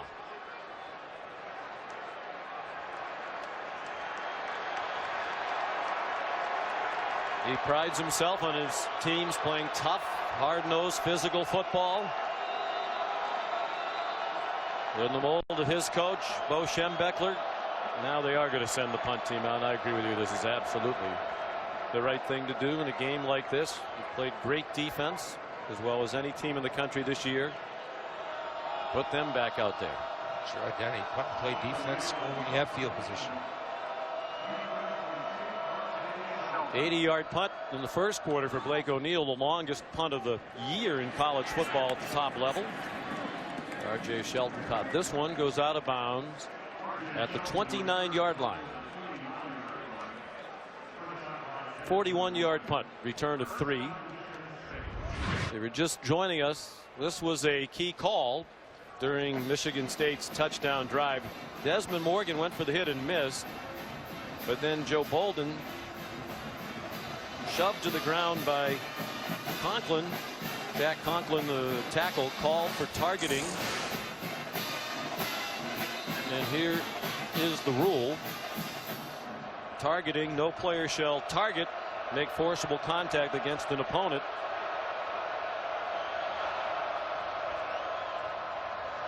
L.J. Scott, the ball carrier on first down.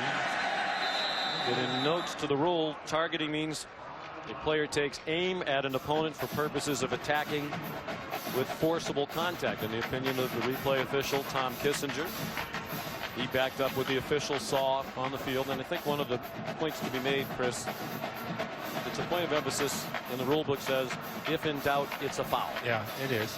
But the point I had was that Jack Conklin is finishing his block, doing his job, kind of push Bolden down into it. And I've had 325 pounds push me. And there's nothing you can do to stop that when that happens. And in the opinion of the replay booth and the officials on the field, Bolden still intentionally turned his head in a way to target. R.J. Shelton, incomplete pass. Crowd thought it might be a lateral, but it's an incomplete forward pass as Shelton dropped the ball from Connor Cook. A little different formation to start this series for Michigan State. The play you got to be able to make. Jabril Pepper splits the double team, but if he times that right, he's at least 3 yards down the field. But look at number 5, Jabril Peppers. They're so valuable to this team. He can play man-to-man. He returns. He's an outstanding open field tackler. And he plays with great instincts at that safety position. Did not appear that Shelton had possession. Incomplete pass. Third down and 8. Burbridge has been his target guy, Sean, up here at the top. That's the matchup. Cook looks in that direction, throws down the seam off the hand of Burbridge and incomplete.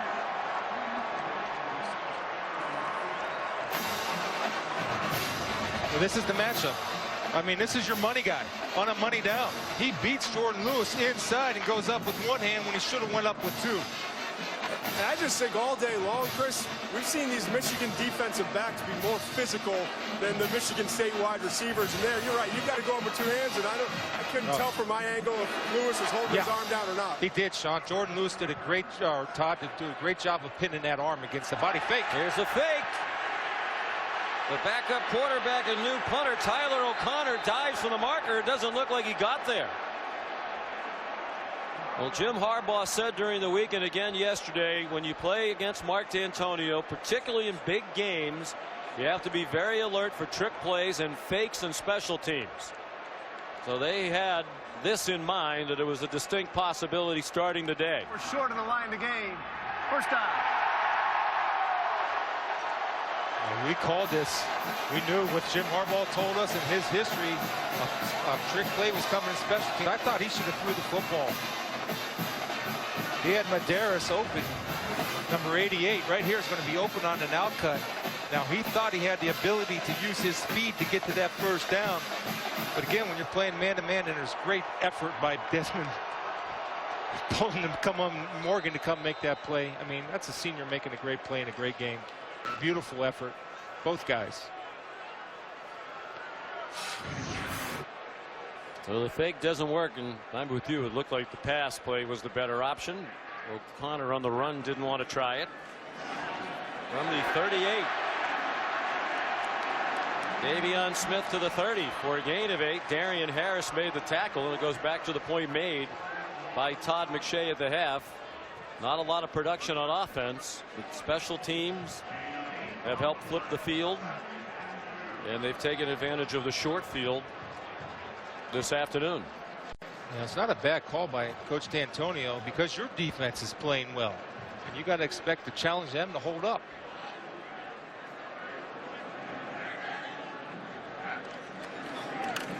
Smith on 2nd and 2, first down to the 26-yard line. Joel Heath made the tackle. Does this guy ever lose a yard? I mean, every single time we've watched, this is our third game now, every tape we've watched, Chris, he's just so good at running behind his pads and finishing runs. Yeah, and guess what's happening too? The offensive line is starting to gain confidence, and they're starting to win and sustain blocks a little bit longer than they did in the first half. He hasn't had a negative yardage play today. Bill Peppers back on the field on offense. Whistles before the snap. Ball start. Offense number 86. 5-yard penalty, still first down. J.U. Chesson commits the 5th penalty assessed against Michigan today.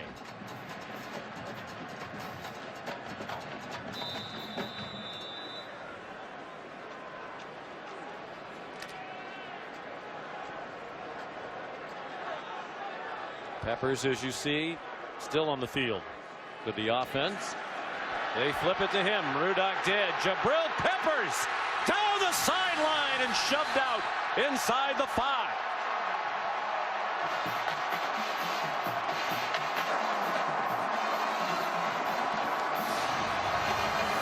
Sometimes value is off what you do. Davion Smith is going to get the key block to spring Peppers on a jet sweep. Team defense. We saw earlier, Chris, 2 timeouts called when Peppers was on the field. I just watched the defensive back, starting with Arjun Colhoun, talking to the other DB, saying, watch the double pass, watch the double pass. So I think just the fear of that there led to the defense playing with a lot of discipline and gave him the opportunity to turn the corner. He hadn't played on offense until today.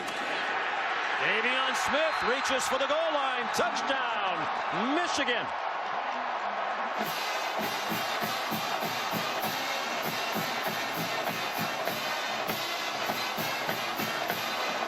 Peppers got 28, and then Davion Smith the final 3. Let's make sure it was a touchdown.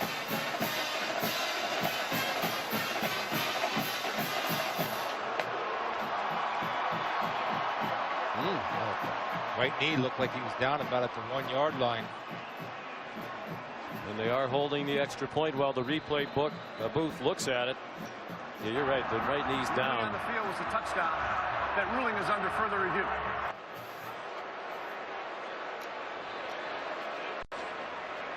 I think it's going to come back just shy of the goal line, don't you? Oh, absolutely. I'll tell you, though, I'm not worried if I'm Michigan because I just keep feeding Davion Smith because I don't know if there's a Spartan that can deny him right now because he's got the confidence and the offensive line does. Now, on the goal line, Sean, for a defender, you got to tackle high. If you tackle low, what happens is those guys like Davion Smith propel over the top of you and get that extra valuable yard.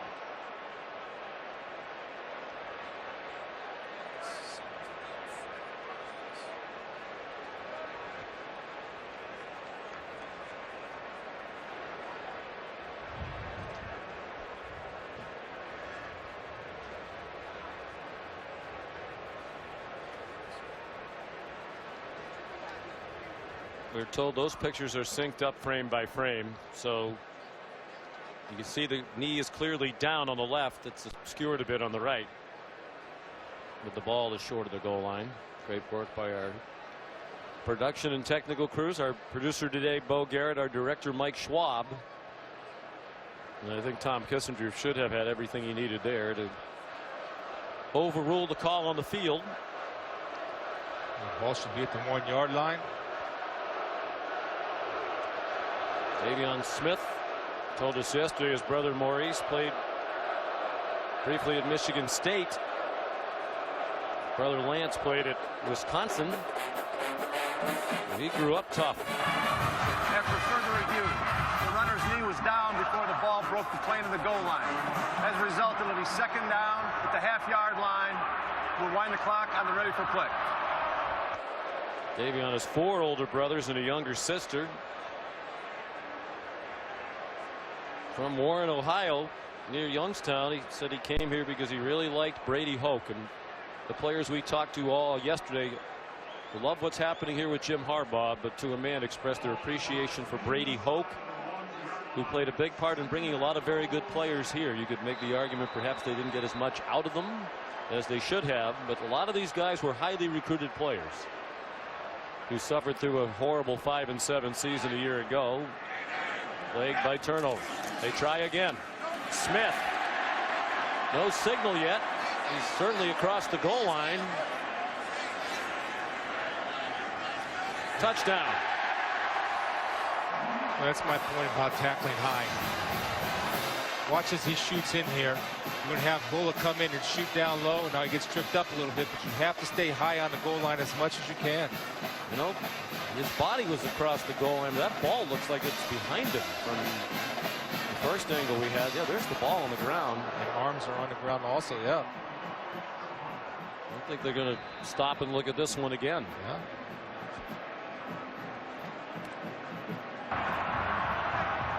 The ruling on the field was a touchdown. Shoulders go across the line, but the ball is lagging behind his upper body because of that contact down low from Riley Bullock.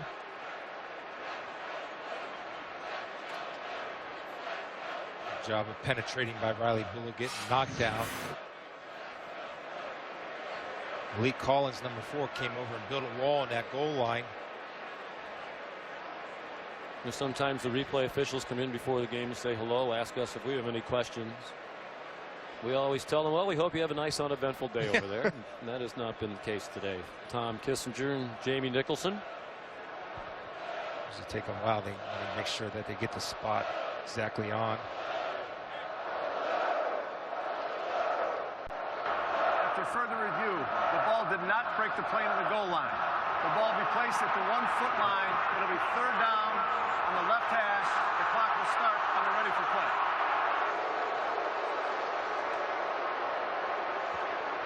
Well, the on-field officials can't feel good about this. It's 2 plays in a row. They called it a touchdown when it wasn't.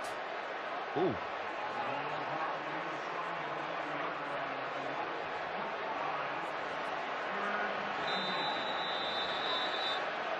Apparently, Dan thinks these officials are number 1.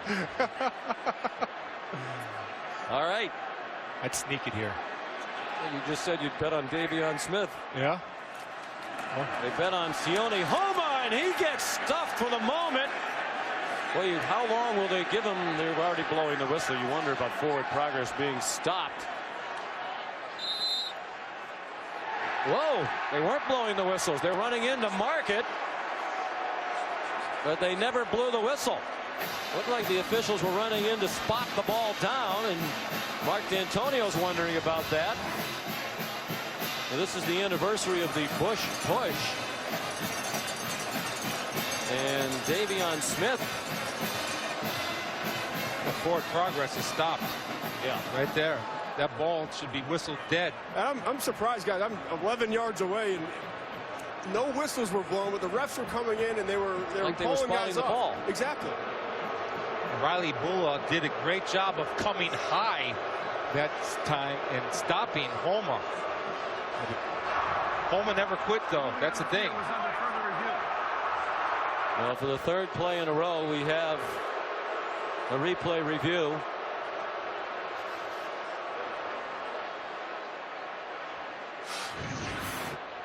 There's no whistle, so you have to keep playing through the whistle.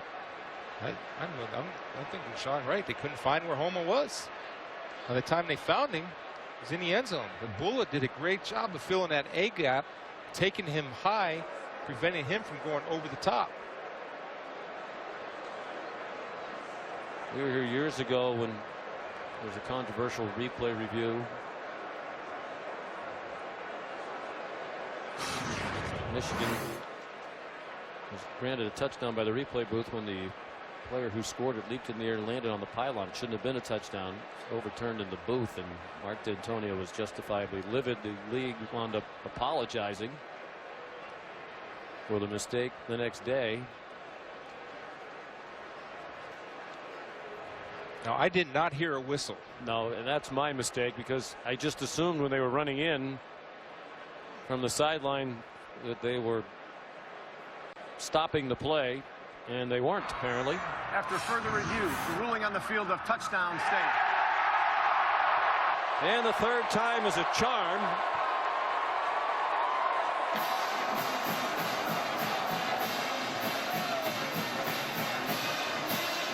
That took a long time to go a very short distance.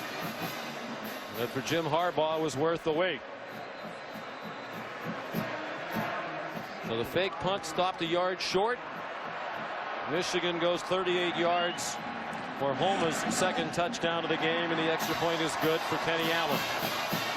9:17 to go, third quarter. Michigan leading 17-7. I thought you said you were going to tell. Michigan now leads 17-7. We mentioned at the top of the telecast, 42 of the last 45 years, the team that has rushed for the most yards has won the game. Neither team piling up big numbers on the ground, and Michigan with the slight edge. Still a long way to go. 9:17 left, third quarter.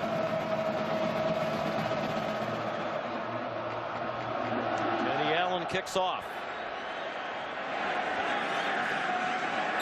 And R.J. Shelton couldn't field it. Today's winning traditions driven by Goodyear.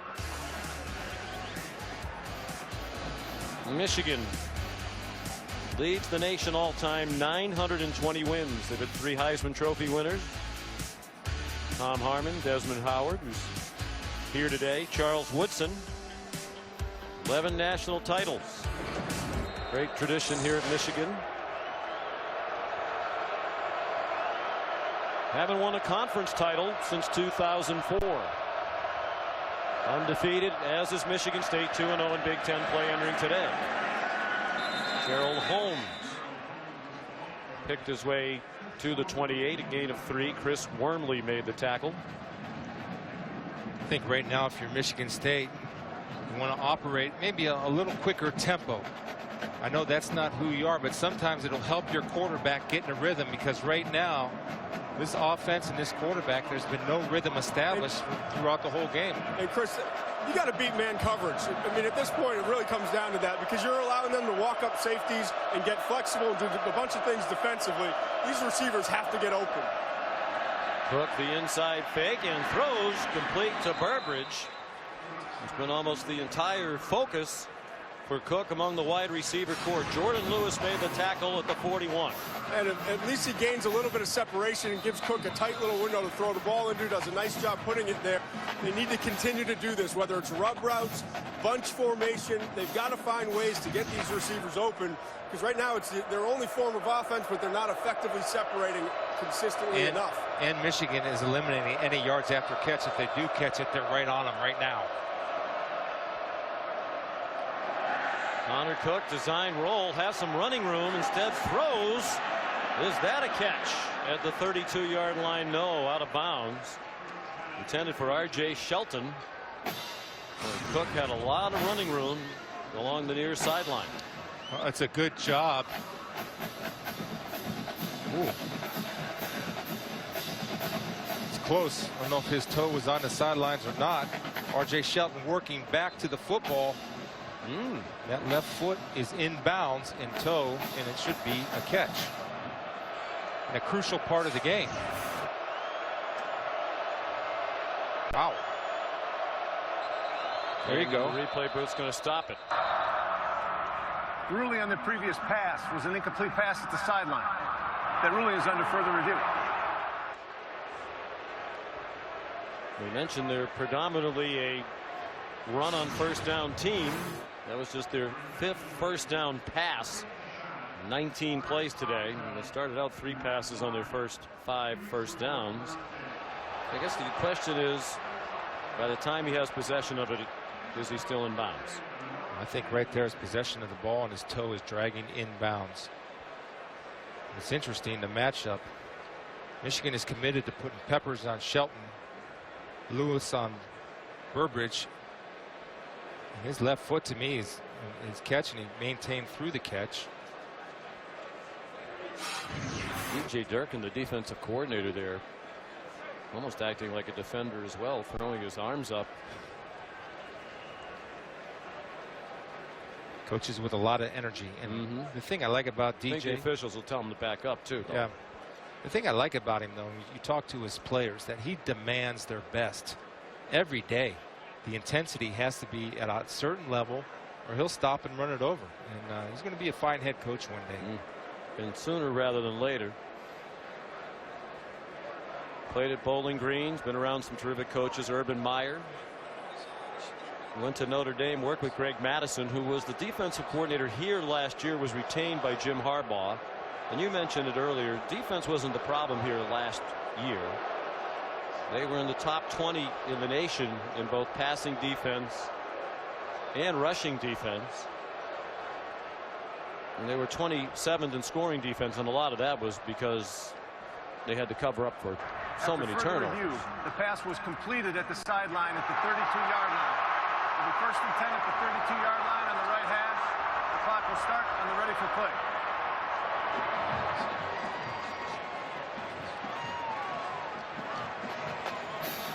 And one of the things that they're cracking down on is the sideline, and DJ Durkin there needs to be careful in that white space. Yeah, you get in trouble for that. Now they can flag you for sideline interference. Now he's getting back out of the white, and again, I think they get a warning first and then let him go. There's Greg Madison. DJ Durkin said he's learned a tremendous amount throughout the years from Greg Madison, one of the great D-line coaches in America as well. Gerald Holmes, the ball carrier. That's a big ruling from the replay booth, a 27-yard gain. And Michigan State's used to this type of game. Sean, they played in tight games all year. And, you know, Connor Cook tends to thrive in these type of situations, and they certainly have to answer the last punch that Michigan threw with Holmes' touchdown. Well, it hasn't been easy or pretty on the way to 6-0, but as Mark D'Antonio says, every week we found a way to win, and that's the bottom line. Find a way to win. Cook, the pump fake, has a man open. Touchdown, Michigan State. McGarrett Kings.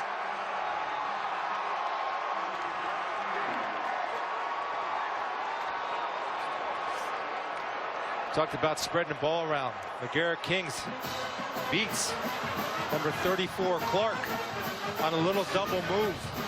An outstanding patience. Here's the double move. Just a little post corner route. Clark jumps it. Connor Cook delivers a strike, Todd. Yeah, he dropped it right in there. Perfect spot in the ball. Perfect timing. The second he saw that cornerback take just a tiny bit of a false step, that ball was out. Quick strike for Michigan State. 75 yards in 5 plays, and the extra point good from Michael Geiger.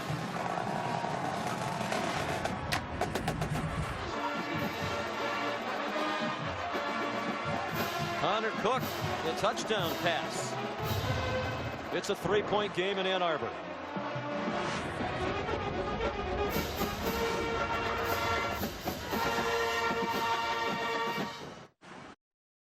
ESPN College Football, brought to you by Dr. Pepper and College Football. It's a one-of-a-kind tradition. And Buick, proud partner of the NCAA.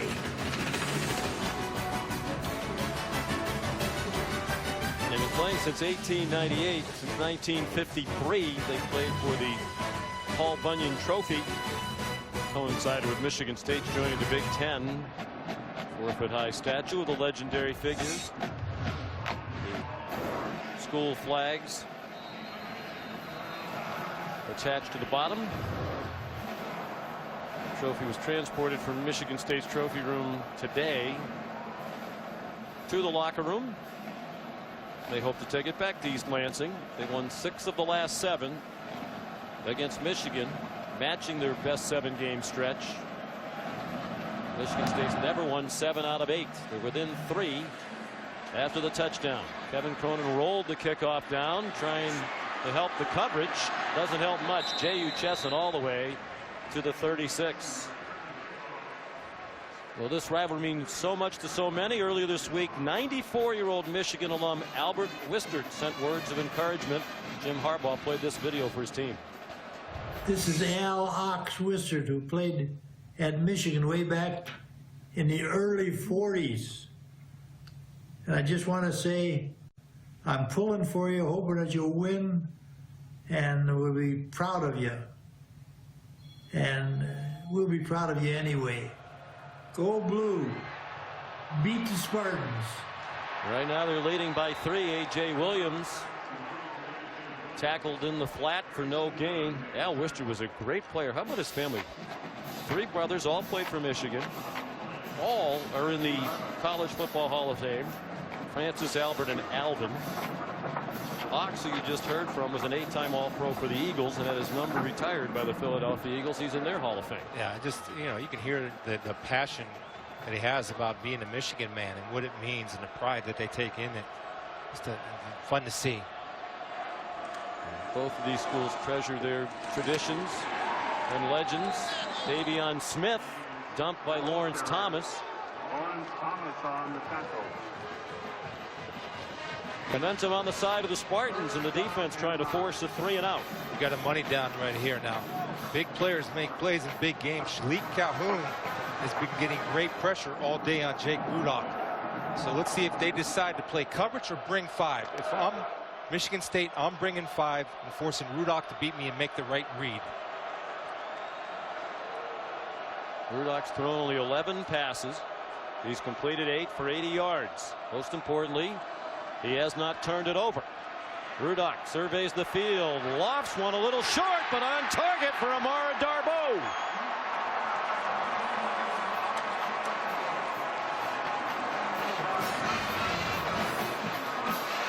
Really good job by Michigan, realizing the pass rush has been an issue, as Chris had mentioned. They kept Jake Butt in and allowed them to have enough guys on that side to really take care of Calhoun and the extra rushers. You're putting too much pressure on Grayson Miller right there. You've got to be able to disrupt his timing down that field. Grayson Miller's caught flat-footed, and Darboh just runs by him. Ball's underthrown, but Darboh made great adjustment on the catch. Thrown in the right place. It might have been a touchdown. It's a 32-yard gain instead. Davion Smith stuffed to the line of scrimmage. Damon Knox, a backup in that front 4. Number 93, senior from Muskegon, Michigan. Chris, that's 3 more pass plays given up by the Michigan State defense today of 20 yards or more. 29 for the year in this, their 7th game of the season. against a Michigan team that's really struggled to make throws down the field so far this year. They've attacked the middle of the field at the safety position, but you got to help those guys by jamming inside receivers. Corner blitz. Rudock surrounded, got it off, intended for J.U. Chesson. He got tangled up, and there is a flag thrown. John Reschke, the linebacker, running in coverage with the wide receiver Chesson, one of the speediest players in the Big Ten. He runs a 10-300. Well, he knows where to attack. The corner blitz from Demetrius Cox. Pass interference. Defense number 33. Ball be placed at the spot of the foul. Automatic first down. It's J.U. Chesson right here in the backfield. You know the corner blitz is coming here. Jake Rudock's going to make that read right off the get-go. Understanding, again, the matchup that he wants when you have J.U. Chesson on Reschke. You'll take that all day. And actually a pretty smart play by Reschke of getting him down as opposed to getting beat by 6. But there's the growth of Jake Rudock in this offense, recognizing the corner blitz and where to attack. 15-yard penalty. Third penalty for the Spartans. They aren't penalized much. Chesson, running room. Chesson, and a nice tackle at the 12-yard line by the true freshman Grayson Miller. Thrust into action with the injuries to R.J. Williamson, Leonte Copeland. So one of the first times Shalik Calhoun has made a mental error chasing the play action fake down the line of scrimmage, not maintaining contain, forcing Rudock not to pull up, but giving him a free run to throw the football. 4 minutes to go, third quarter. Michigan leads by 3, trying to add to the lead. 2nd down and 1. Davion Smith spins ahead for the first down. Riley Bulla made the tackle. Kari Willis, another true freshman, up from his safety spot, had a shot at Davion Smith, shy of the marker, couldn't get him down. 1st and goal, Michigan from the 8.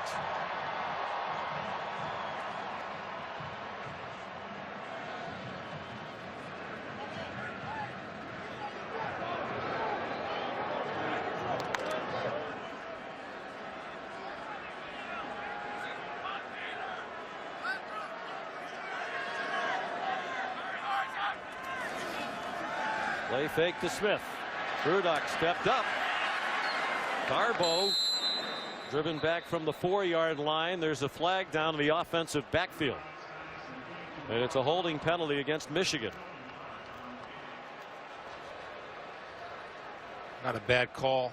First down play action pass. Michigan State being disciplined in their coverage, not falling. Holding. Offense number 71. 10 yards from the previous spot. Repeat first down. Well, the front 4 for Michigan State can bring pressure. Your left guard, Ben Braden, trying to protect his quarterback at all cost. He's going to get caught here with a good tackle, actually, on Shalik Calhoun.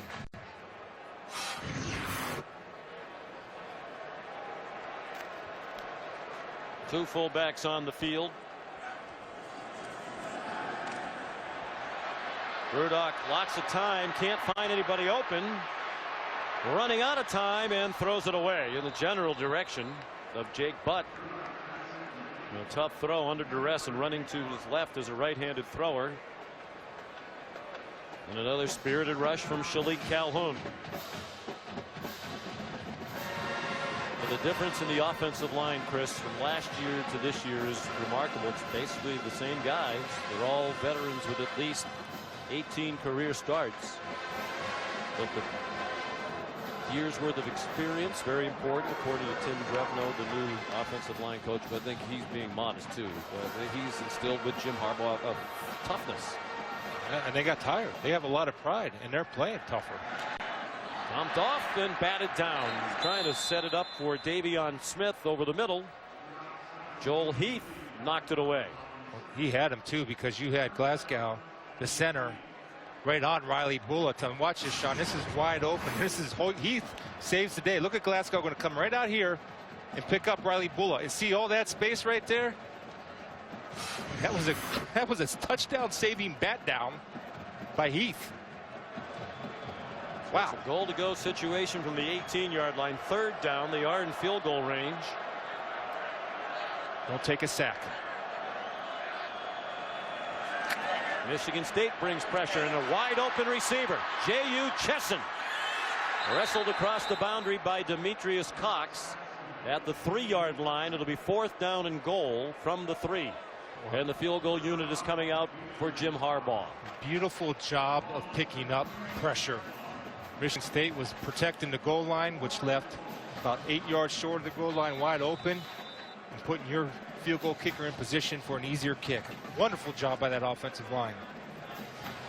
Kenny Allen, tough angle for a short field goal from the right hash mark. 21-yarder. He's 1 for 1 today. And it is right down the middle. 2:06 to go, 3rd quarter. In the Battle of Michigan, the Wolverines leading the Spartans 20-14. Penn State, Ohio State. More great college football action tonight on ESPN. The big SEC showdown. 8th ranked and undefeated Florida in Baton Rouge to take on Leonard Fournette and the undefeated and 6th ranked LSU Tigers. That's at 7 Eastern time, right after we're finished here in Ann Arbor. College football primetime presented by Hilton. Fournette has rushed for 107 straight games.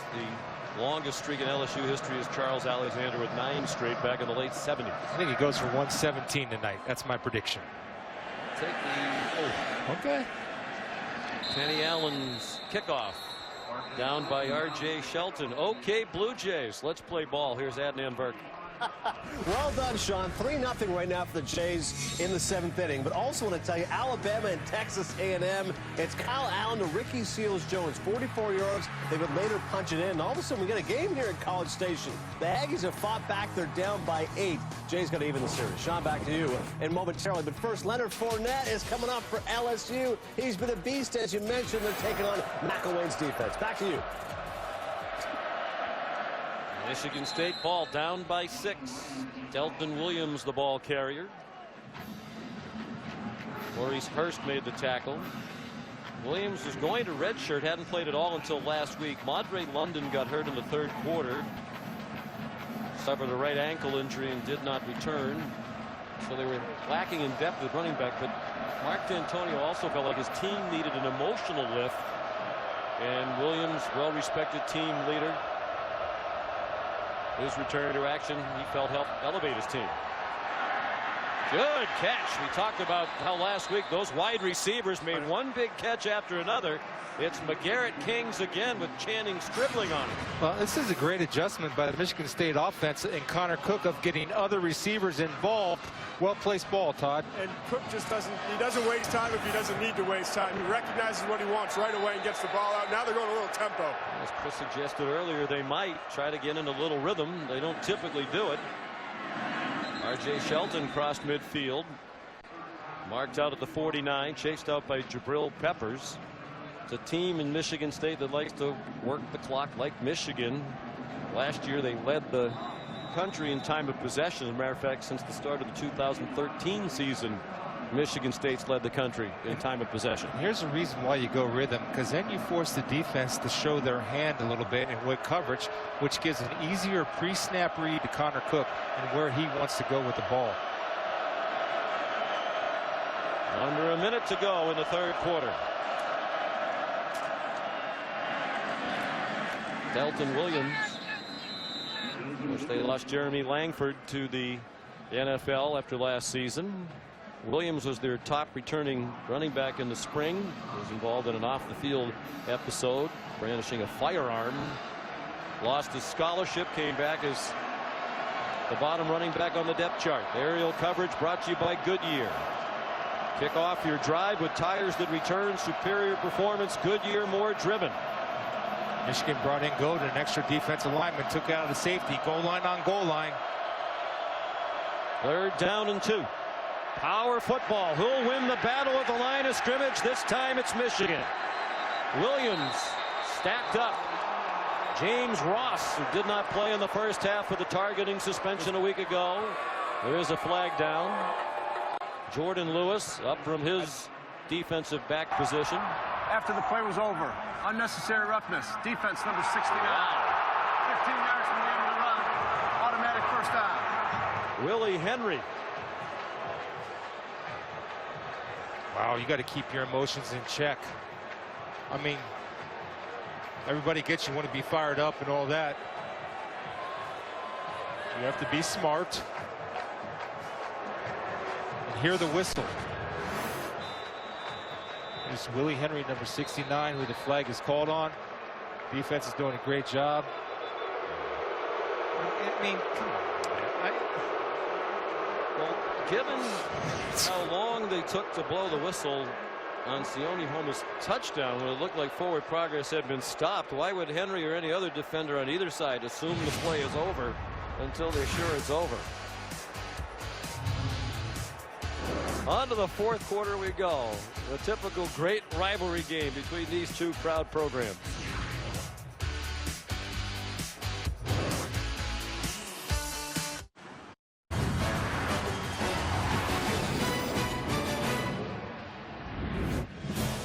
Welcome back to ESPN College Football, presented by Cars.com on a brisk day in Ann Arbor, Michigan. Two of the top 12 teams in the country meeting for the 108th time, all time, just the 17th time when both have been ranked in the top 25. Usually one is good or the other. This year they're both outstanding football teams. Those with Big Ten title aspirations, the hope of playing in the college football playoff. Michigan State, winners of 10 games in a row, the fourth longest winning streak in the country. Behind only Ohio State, TCU, and Memphis. Memphis won its 13th straight game today in the upset against Ole Miss. Connor Cook on 1st and 10, throws incomplete. It's Burbridge and Lewis, as they've been all day long, linked together. That's two great players doing battle, and like I said, it's personal. And Lewis has done an outstanding job, especially against the fade stop. And what I love is he does not panic. He stays patient and trusts his training and gets his hands laid up to disrupt the concentration of Burbridge. Michigan State has won 32 of its last 35 games. They've won a school record 11 straight Big Ten road games.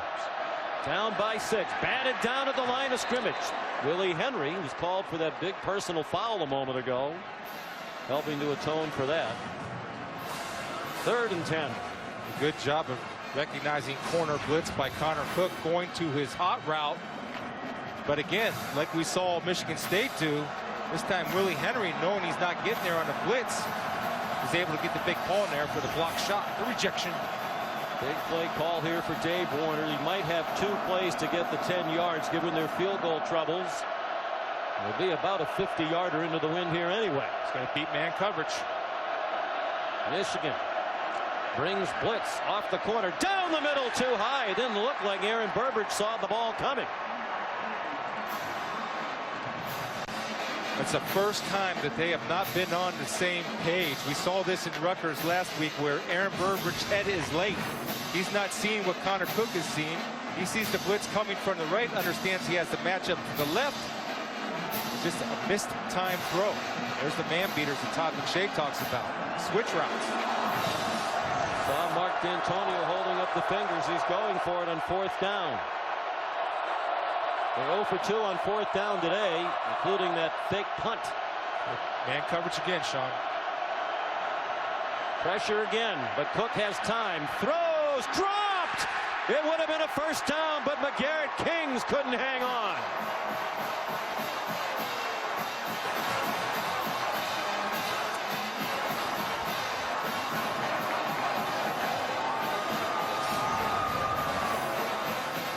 Just a great job by Connor Cook there, just moving slightly in the pocket in order to buy some extra time. Found the open receiver, put it right where he had to, Chris. You know what? These games, they come down to 5 or 6 plays. Yep.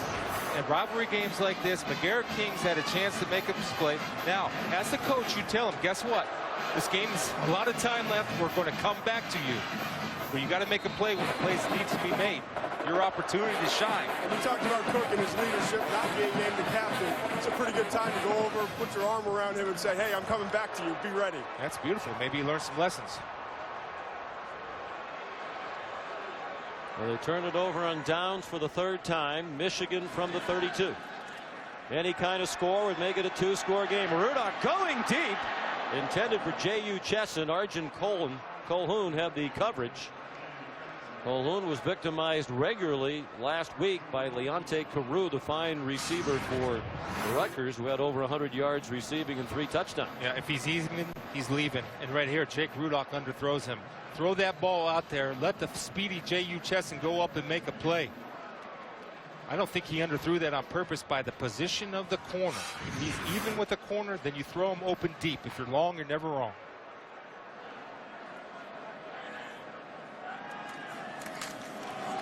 Davion Smith. Great penetration by Malik McDowell, the sophomore. Here's Adnan Burke. All right, thank you, Sean. Vanderbilt and South Carolina. Gamecocks' first game without Steve Spurrier, Perry Orth to Pharaoh Cooper. The Gamecocks seeking their first SEC win this season. Currently 16-10 they lead on the SEC network. Sean? Steve Spurrier here in Ann Arbor. Never been to the big house. Was looking forward to watching the game in person. There is the ball coach with his wife Jerry. 3rd down and 11. Rudock, another deep throw on target. Amara Darboh.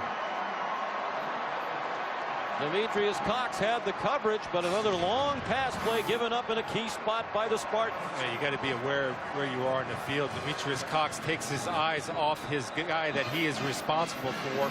Recognition by Darboh, sitting that route down in a zone. Jake Rudock thrown behind to settle him down with a big 1st down catch.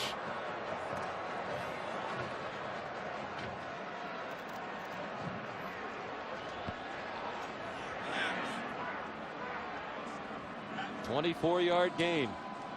Again, they try the quick pop with the fullback Joe Carriage. You know, last week Cox, number 7, the quarterback, was playing safety. They've had so many injuries in the secondary. Nobody in Michigan State's making any excuses. They're adjusting. They're moving guys around. But it's got to be tough on Cox going from the safety position to playing some man-to-man cover corner this week. Yeah, well, he took his eyes off the receiver. Right. He thought he was going deep, and Darboh did a good job of settling that down. And Rudock threw him open, bringing him back to the football. Play action pass for Jake Rudock on 1st down, and Shalik Calhoun there again.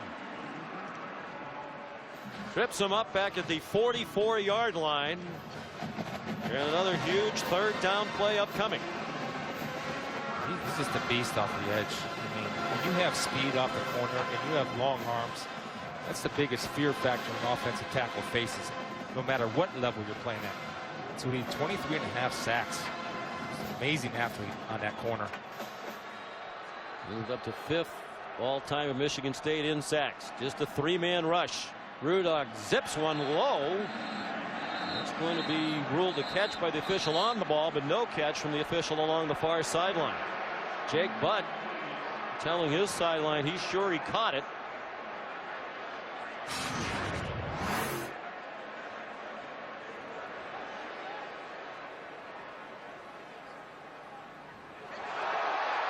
We'll just show the same replay you saw on the big screen. The crowd thinks it was a catch. I think it's a catch too. I think his hands are underneath the ball from that angle. The ruling on the field was an incomplete pass. That ruling is under further review. Jake Butt does not have a catch yet today. I think his hands, the yellow part of the gloves, look like they are between the grass and the football.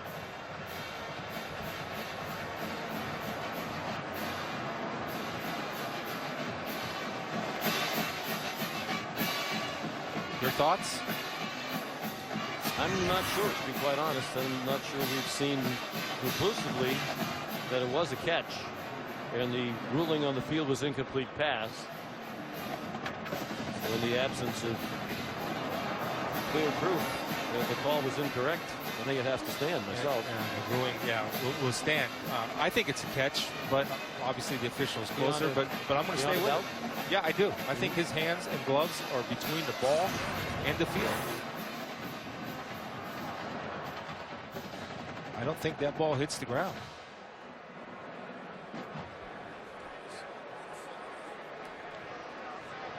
I just don't think it's definitive. Yeah. And I can see that point of view, but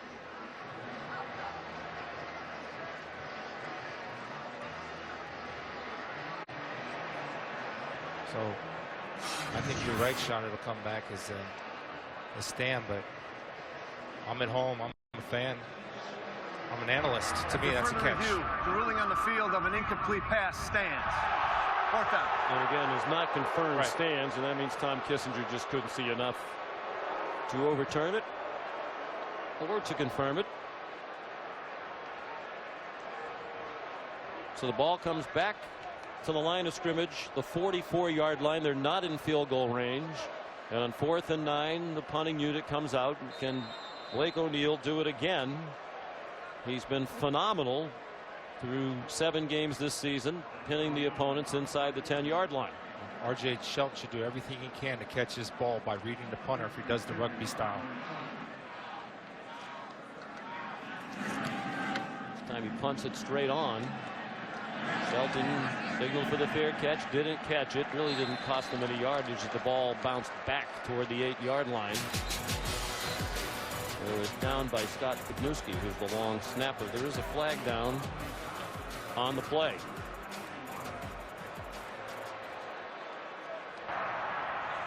After the play was over, personal foul, unnecessary roughness on the kicking team, number 4. 15 yards from the end of the kick. First down.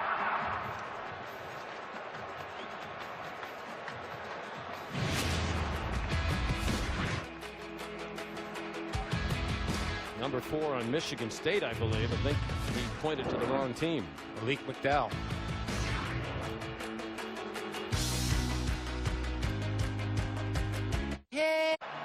This week on ESPN's Monday Night Football, great NFC East rivalry. Eli Manning and the first place New York Giants in Philadelphia to take on DeMarco Murray and the Eagles.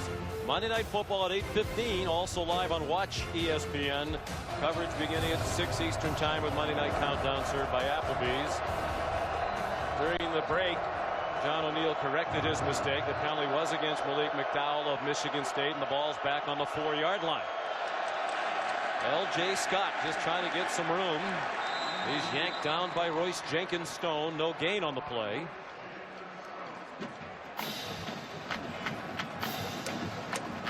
You know, lost in all of this, these 2 defensive fronts have just been like running into a brick wall. You've got Michigan with 70 rushing yards, Michigan State with 67. Both teams have had to go to the air to try to get some positive yards. Really impressive watching these defensive fronts for both the Wolverines and Spartans. Yeah, it's old school, and they're both playing great football.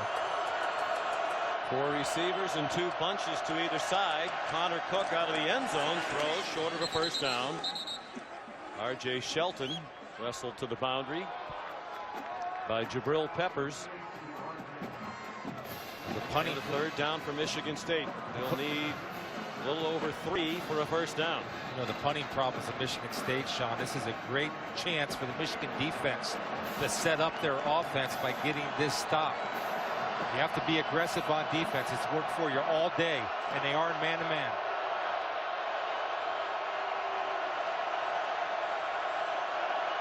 The blitz. Connor Cook dumps it off over the middle. Burbridge got tangled up with Jordan Lewis, but no flag on the play. And give this patchwork offensive line some credit. Even with the blitz coming there, they gave Cook time. He just couldn't complete it. A good job by Jordan Lewis off the get-go of disrupting the timing of the route. Gets tripped and does not put his hands on him, but he is bumping him with his shoulder. But does not grab. Again, disciplined play. Now this is important. This is where Michigan State has struggled in the punting game. They go back to the starter for most of the year, Jake Hartbarger, redshirt freshman. Short punt, fielded on the run by Jabril Peppers. Flag down, flag down. He's down at the 27-yard line, but there's a flag back at the 40. Kari Willis made the tackle. It's a 33-yard punt. 17-yard return if it stands. They're talking it over. There is no foul for a block in the back. The block in question was a legal block. First down. A very difficult day, both on the field for the officials and in the replay booth. 7 replay stoppages. And both sides will have something to complain about if they so choose when the game's over from that standpoint. It's number 24, I believe, Wayne Lyons, defensive back. You know, you can go either way on that. I thought from that angle, it was on the side of him, and that's a questionable call. A lot of those today. Even a field goal here is huge. It would make it a 2-score game. J.U. Chesson scored twice this year on jet sweeps, and a depth runner chopped down there by Grayson Miller. Good job coming from his safety position. Played with his dad in Detroit. John Miller was an outstanding safety. Grayson, a true freshman, is playing tough today. That's the benefit of having safeties up close, because you get them in quick run support. Michigan State, they like to redshirt the freshmen if they can. Started the year with 23 seniors, and 20 of them were fifth-year seniors. Rudock, his pass batted down to the line of scrimmage by Lawrence Thomas. I don't know what Jake Rudock's doing. He's running into the pass rush. Take a look right here is Thomas. Jake is going to run right into the pass rush, taking away his own throwing lane. He had a throwing lane right there. He ran that way into the throwing lane.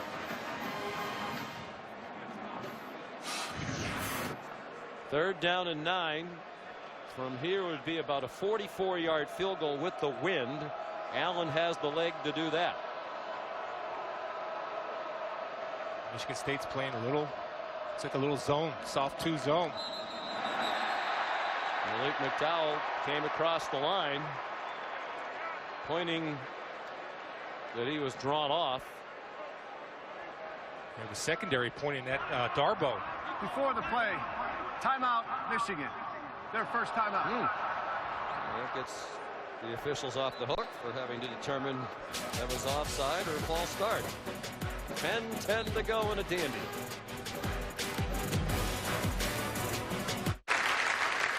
Our new ESPN College Football is presented by Cars.com. All drive, no drama. And in part by Scion. Premium standard features that actually come standard. Weird, right?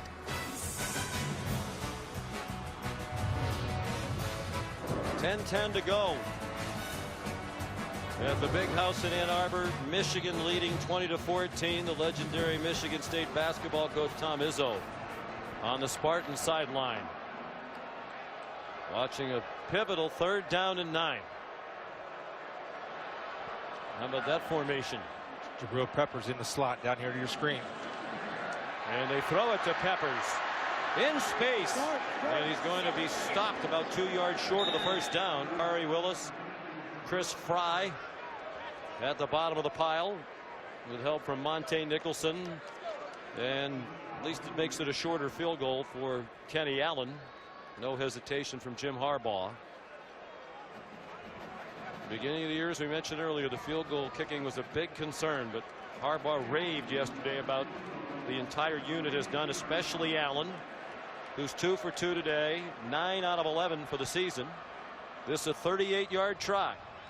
He's made his last 5. He's made his last 6. And it's a 2-score game. A 9-point lead for Michigan with 9:25 to go.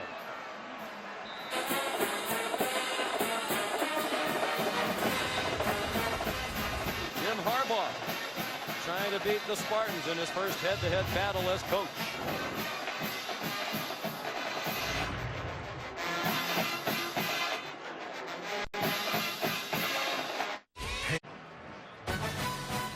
Tonight on ABC's Saturday Night Football, presented by Wells Fargo, #1 Ohio State.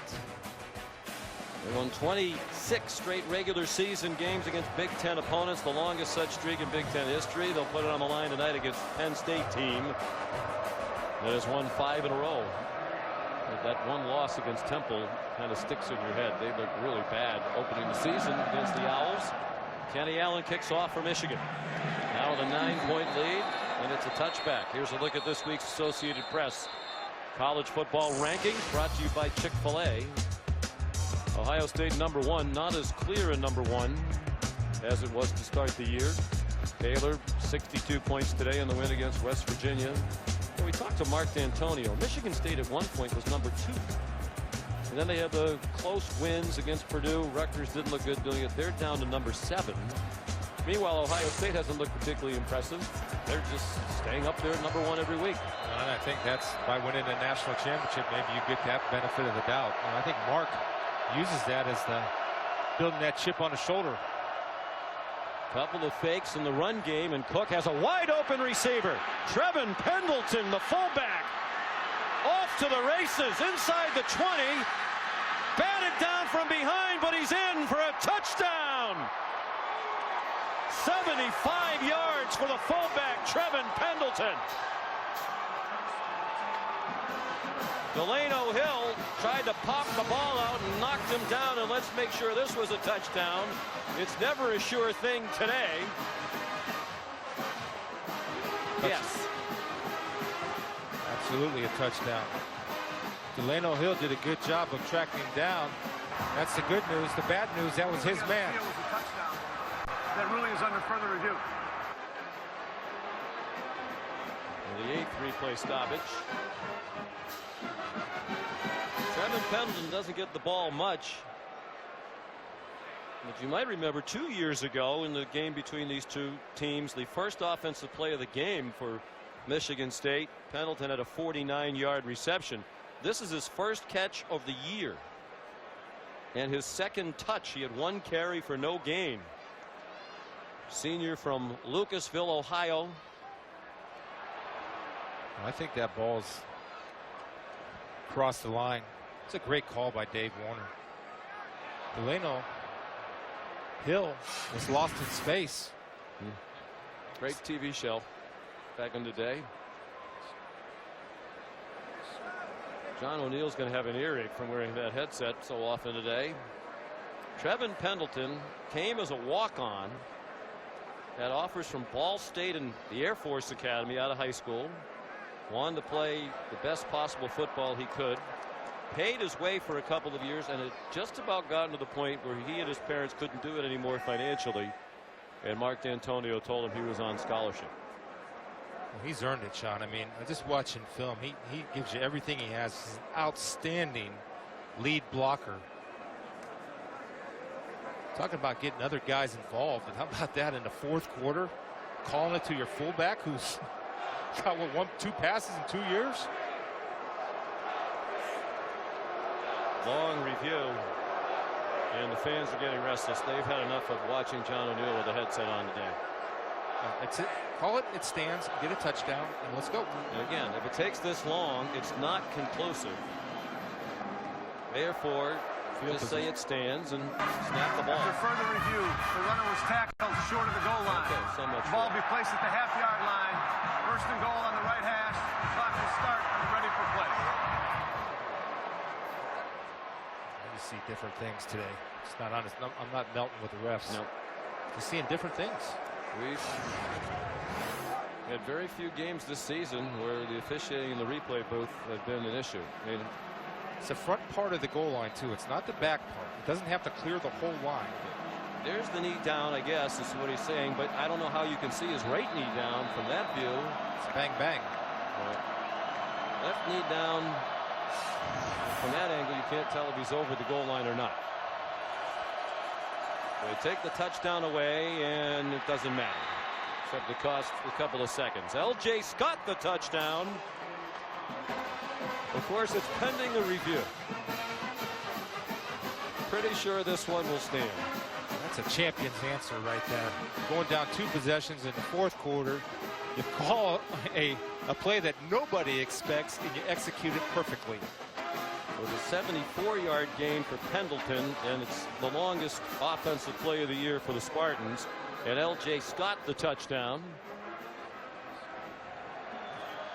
Michigan State's become one of the great football programs in the country under Mark D'Antonio, and you're seeing an example of why. An act for making the big play when they need it. They've won their last 6 games decided by a touchdown or less. And it took them just 29 seconds to score on this possession. And Michigan has everybody covered. Now Delano Hill gets lost in space and starts covering dirt. Did not see Pendleton sneak out. Connor Cook, excellent at finding the open receivers and exploiting a weakness. Well, and we talked about expect the unexpected in this rivalry. Consistently, Mark D'Antonio and his coaching staff have pulled out tricks in big games, and just really a great design and great play call by Dave Warner there. The double reverse, the misdirection, and then sneaking the last guy on the field that you would think would be out there open for a pass. And Todd, this is, when watching all the film, one of the things that makes Michigan's defense stand out is the lack of mental errors, especially in coverage. Right there, if you have a mental error in man-to-man coverage, it often leads to a big play. And Mark D'Antonio is such a good coach and his staff, they'll be able to exploit that. Winningest coach against Michigan in Michigan State history, D'Antonio. Another squib kick by Kevin Cronin. And it's booted around, and Jabril Peppers and J.U. Chesson trying to get on a loose ball. It's free inside the 25-yard line.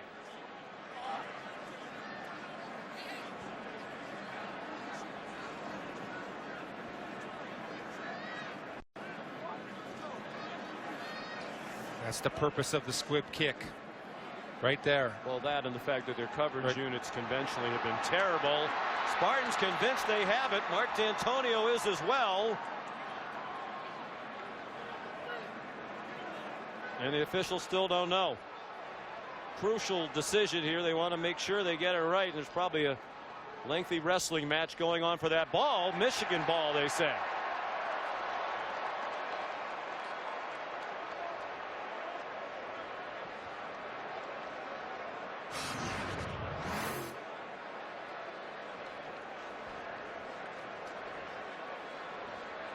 I think J.U. Chesson is the one that comes up with it.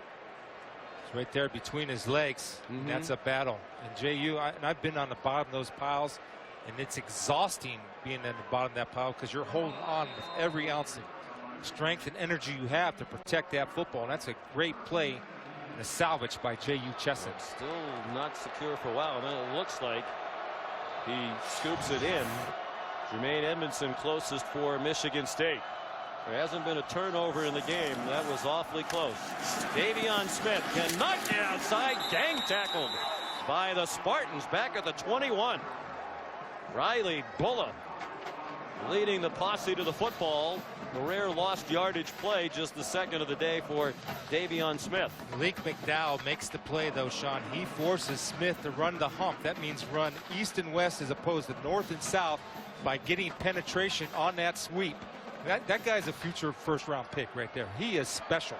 He was a top recruit, 60th ranked player in the country at any position coming out of high school. Florida State among those who really wanted him.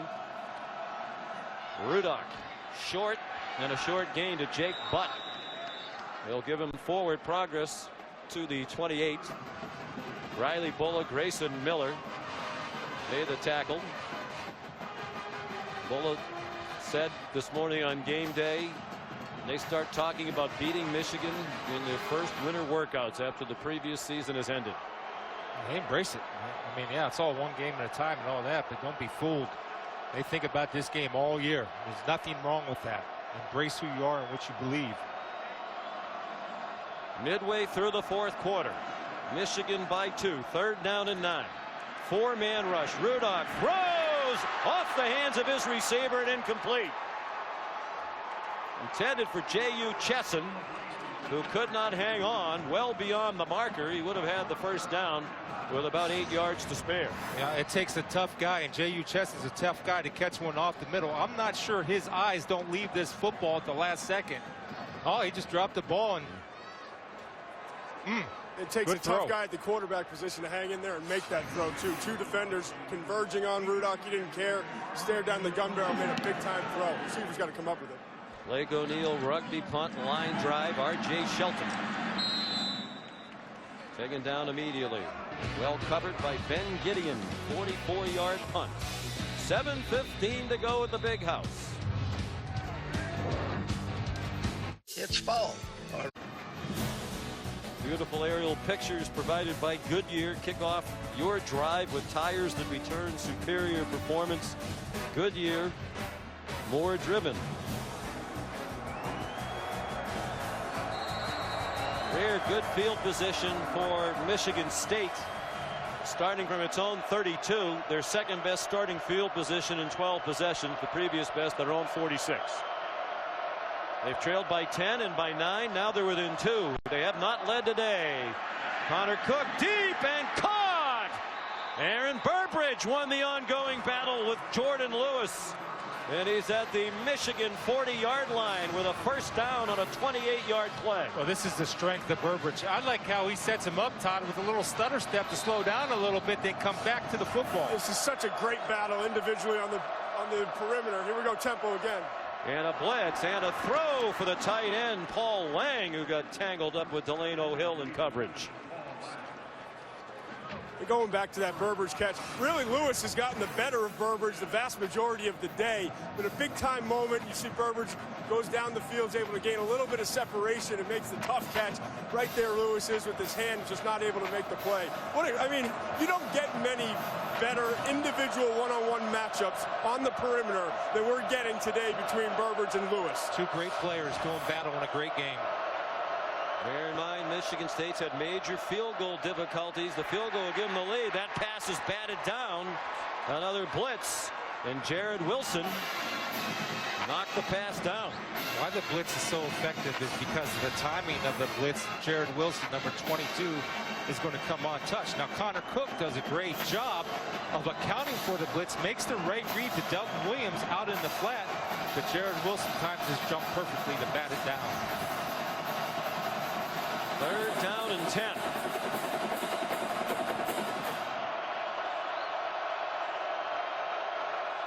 They're not in field goal range right here. Under 7 minutes to go. Cook is pressured, hit as he throws. It is dropped. McGarrett Kings the second time today. He would have had a first down with a catch that he couldn't hang on to. Channing Stribling had the coverage. This is just Connor Cook and why he's going to excel at the next level. Knowing that he's going to get smacked by Desmond Morgan. Look where the ball is placed, where his guy can only catch it. And again, McGarrett Kings, it would have been a tough catch, but guess what? In this type of game, you got to bring that one down if you want to walk away a victor off the field. What a great throw. Toughness by Connor Cook. They go back to Tyler O'Connor, who was the backup punter until today. Hartbarger took the last punt. O'Connor trying to pooch it down. And too far. And again, when Michigan State needs the special teams to make a play, Mark D'Antonio wants to know what's that all about. They turned it over 3 times on downs with 10 yards to go. They didn't want to hand it back at the 40-yard line. Lean on the defense with 6:41 to go and all 3 of your timeouts remaining. A lot of strong performances today, but the AT&T strong performance goes to Shalik Calhoun, who's going to force all day long. Yeah, the thing and beautiful thing about him is he's so quick, he doesn't quit, and he always has a counter. You can see right there, he's being held, he'll chase it down, and he'll make any play he can make. Usually pretty disciplined in his pass rush, and he has the ability to finish when he gets the quarterback in his sights. After the touchback, 1st and 10 from the 20. Ron Higdon, the freshman, in there at crunch time for Jim Harbaugh, and he just tripped over his own feet for a 1-yard gain. No, he shouldn't be in there. Davion Smith should be in the ball game in crunch time. I mean, he's young. His feet got ahead of his brain. Put your Warhorse in there in Warhorse time. It's Warhorse time. 6 minutes to go. Higdon has better speed. Perhaps they had a play that they thought might go a long way. It went for 1 yard. Approaching 6 minutes to go. Jake Rudock steps up, deep throw, man open, too long for J.U. Chesson. He got behind the true freshman Kari Willis, and Rudock couldn't hit him. This is where he struggled all year on the deep ball. Earlier in the ball game, we saw that he was short. J.U. Chesson has separation. Just Jake did not put enough air under it. They're set up perfectly, too. They motioned over Williams, their tight end, got him in position to help with the pass rush with Calhoun.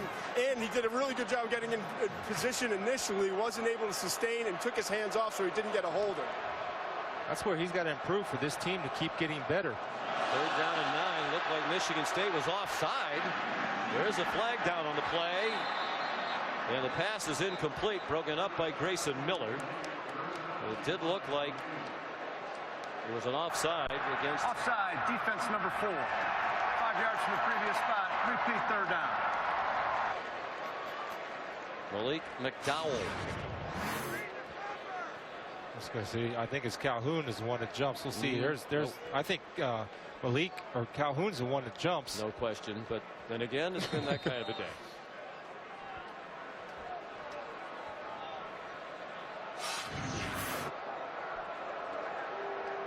So much more manageable 3rd down and 4.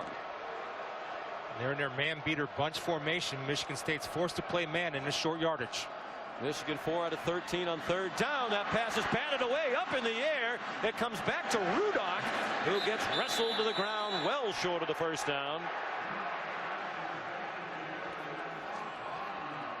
I believe the original pass was intended for Amara Darboh, and it hit him. And then Karen back toward the line of scrimmage.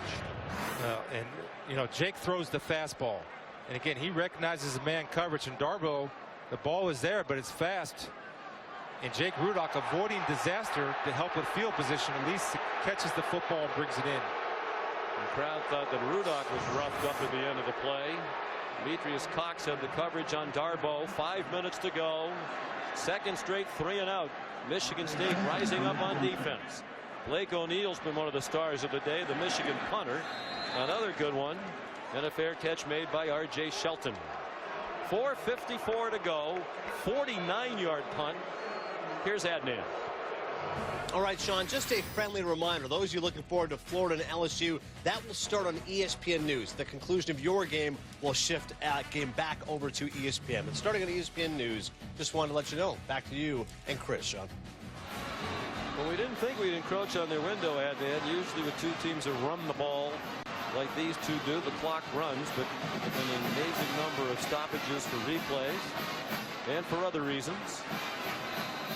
We apologize to the Gators and the Tigers. And nobody's been able to establish the run. Just great job by both defensive front sevens. Michigan has a 1-yard edge in the rushing total, and as we mentioned, the team that's rushed for the most yards, and there's flags before the play. A lot of flinching on both sides. The team that has rushed for the most yards in this rivalry has won 42 of the last 45 meetings. Right now it's Michigan 69, Michigan State 68 on the ground. There was a stretch of 26 years in a row where the winning team rushed for the most yardage. Offside, defense number 69. Jumped in the neutral zone and forced the offensive player to react. 5-yard penalty, still 1st down. Willie Henry called for another penalty.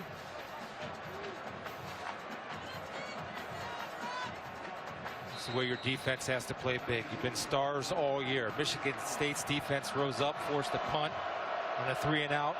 What do you have, Wolverines? Can you answer the challenge? 1st and 5 opens up.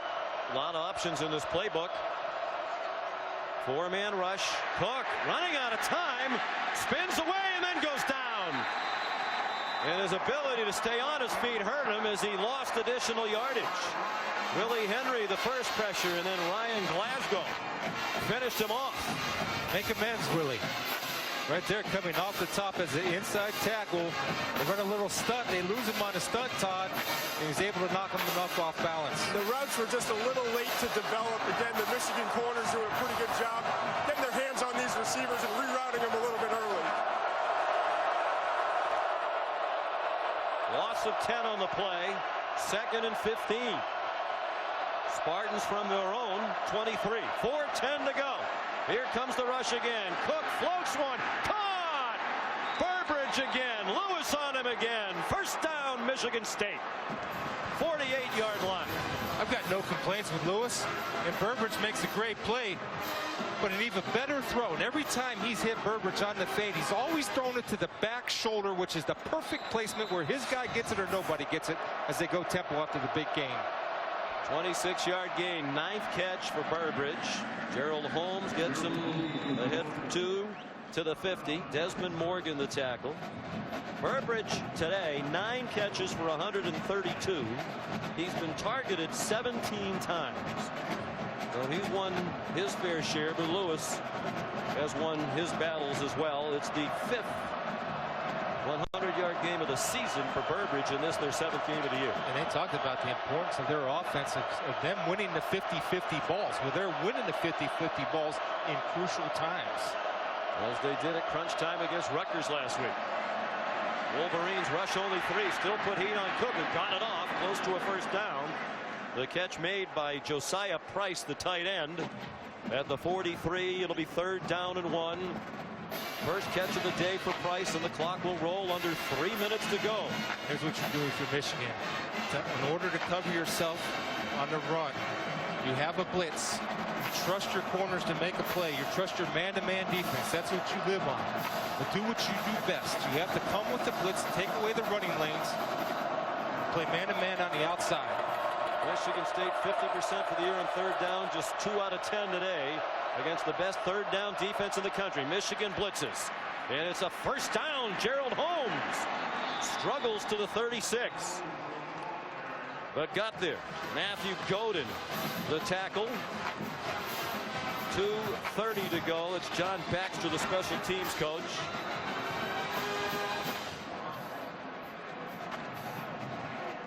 Michael Geiger, the field goal kicker's had a rough year, but coming into this season, he had been their kicker the previous 2 years and had made 76% of his kicks the last 2 years. He's better than he's shown this year. It might come down to him. 2:10 to go. Cook in trouble and hangs on, but goes down back at the 45.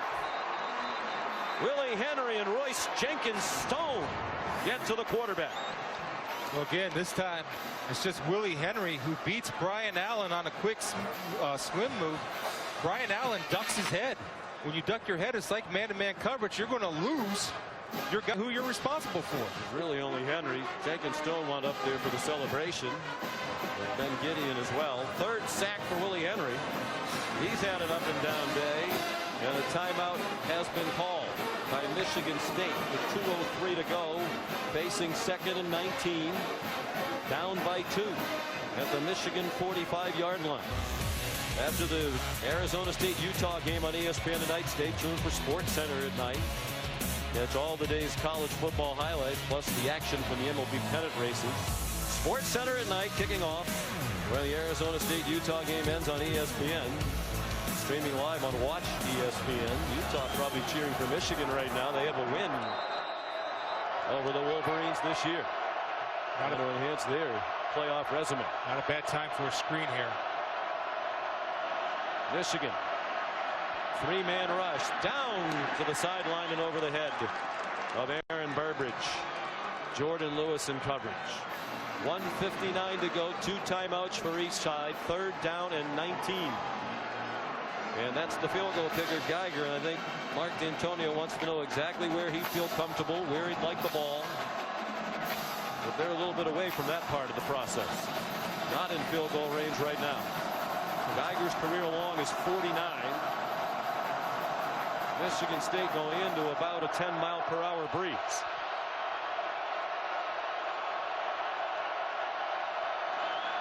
Three-man rush again. Cook throws, and it's batted away. Lewis wins that battle with Burbridge.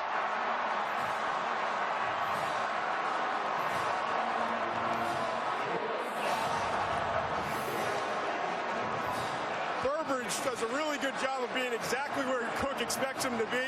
Goes up and attacks the ball. Problem is that Lewis, the cornerback, once again has his hands exactly where they're supposed to be. When you're not looking back at the quarterback, you have to trust when you read the receiver's eyes, the technique that you have, and it's been drilled in, and he's been doing it all day long. This could be it. 4th and 19. And one timeout left now for the Spartans. So they're pinning their hopes on their ability to convert on a 4th down and 19. So if I'm Michigan on 4th and 19, I just got pressure with a 3-man rush. I can have maximum effort back on the first down marker to keep them from getting the first down or getting into field goal range. I know blitz has been getting you there, but you want to make sure you help on Burbridge and bring a 3-man rush because that pressure has been successful. And you'd expect extra attention to Burbridge, although Lewis, despite the numbers Burbridge has put up, given the number of times that he's been targeted, it's been a pretty fair and even matchup. If not Burbridge, where do you go? And there's been very little from the other wide receivers, from Shelton and Kings, although Shelton made a huge catch at crunch time last week at Rutgers. And that's where you think you would go. Now R.J. Shelton is the next explosive guy. I don't know what kind of confidence he has right now, McGarrett Kings, with 2 drops in crucial situations. But Michigan's in control here. The one thing you don't want to do is bring an all-out blitz without a safety or nobody behind and give up the big one over the top. Bring 3. If you bring any type of pressure, it should be a zone pressure. Could be the biggest play of the season for these two teams. 3-man rush, and Henry gets pressure again. Cook had to scramble, just lofts it up, and it is batted down. Channing, Stribling, and DeMonte Thomas.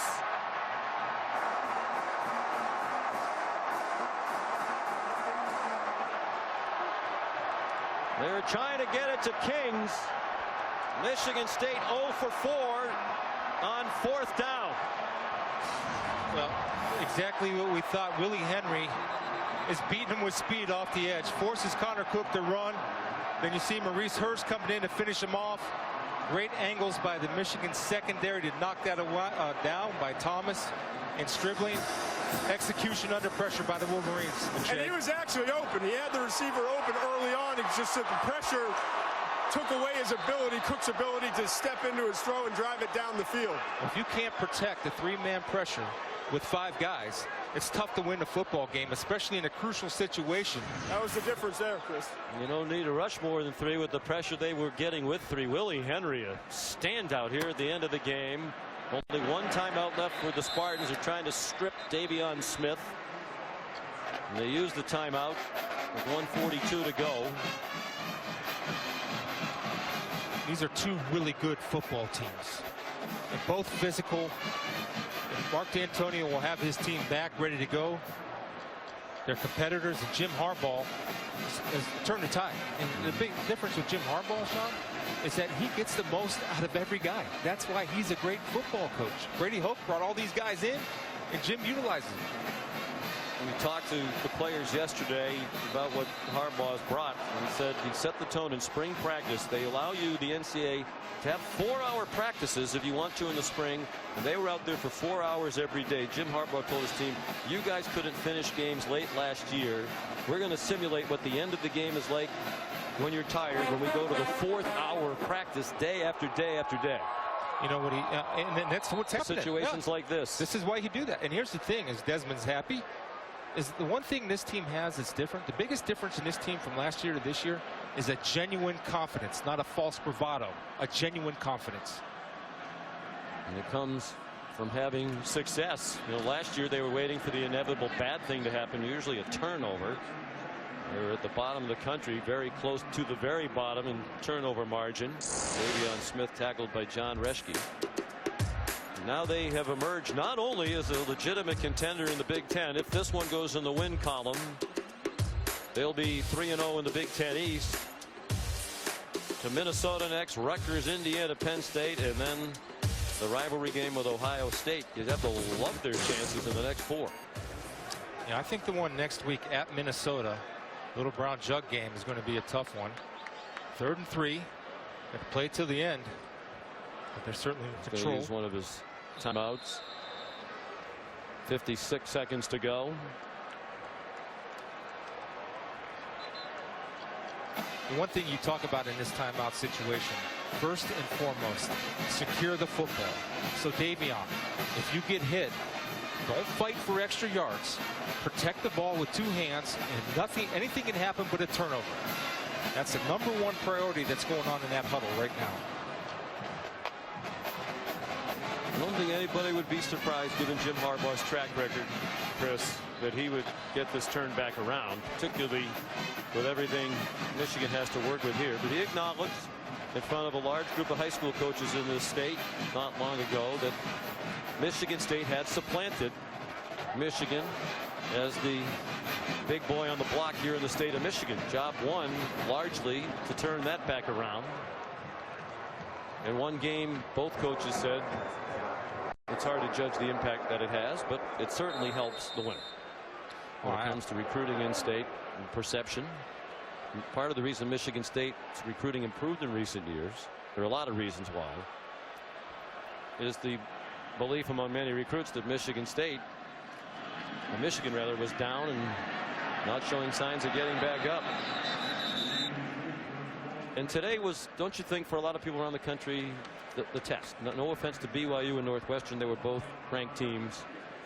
It still remains to be seen as the year goes along how good they are. There's no doubt Michigan State is an outstanding team and has been for a long time. Yeah, well, it's a huge test for them. And when I look at it, I mean, we saw BYU. I thought they were really good because of what they do defensively and the pass rush, and offensively they've had their issues and challenges. But what I've seen most about this offense, from the loss to Utah to Oregon State to BYU, is the constant improvement of the offensive line. And if they can continue to improve, that's how this team is built. And they protected the football today. The turnovers really hurt them in the 7-point loss at Utah as well. 10 seconds to go. 4th and 2. And Jim Harbaugh has to decide what he wants to do here. O'Neill's been terrific with the rugby style punts. But you have to be careful here. Make sure the snap's on target. You can't allow a block, and there's nobody back deep for Michigan State. I was going to say you might want to kick it out of bounds to prevent a return, but with nobody back there, just kick it down the field. Tell your punter to one-step it. Don't take your normal steps. One-step it. Get it out. Whoa, he has trouble with the snap, and the ball is free. It's picked up by Michigan State's Jalen Watts Jackson, and he scores on the last play of the game. Unbelievable.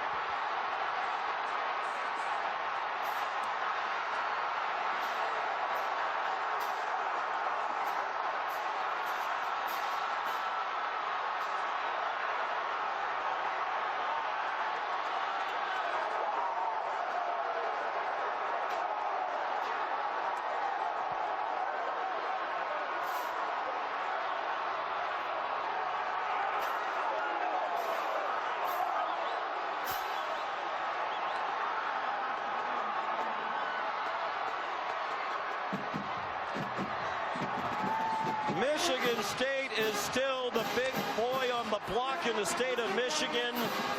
A shocking ending to this rivalry game. And just when it looked like Michigan had made a number of statements regarding what's going on in the state, the Big Ten race, its position nationally, this happens. Mark D'Antonio said the only important thing is to win. We haven't been winning pretty, but we keep finding a way to win. Kings, who had a couple of drops, overcome with the emotion. And they found the most improbable way to win today. There's a couple of questions now on this play. Most notably, did he stay in bounds? Bounds right there. Good blocking downfield. No question about that. He's way in bounds. And did he score? Yes, he did. And the clock did expire. 38 yards. O'Neill, who's been terrific all season long in his first year at Michigan. All he had to do was handle the snap and get it off, and he could not. Well, it almost looked like Shawnee started his rugby style punt before he caught the football to secure it. Definitely a touchdown. Thank goodness clearly across the goal line before his knee went down, because I don't think anybody on either side would want to have to suffer through another replay review at the goal line. And I think another, learning tool, another mistake that he made was try to kick the ball as opposed to once he secured that football, just cut your losses right there, because the only thing that Michigan State could have countered with would be the Hail Mary. Jalen Watts Jackson, backup defensive back, predominantly a special teams player, sophomore from Dearborn, Michigan. I'm sure there are a number of Spartan fans who had never heard of him. He is now a Michigan State legend and in the history books of this rivalry forever.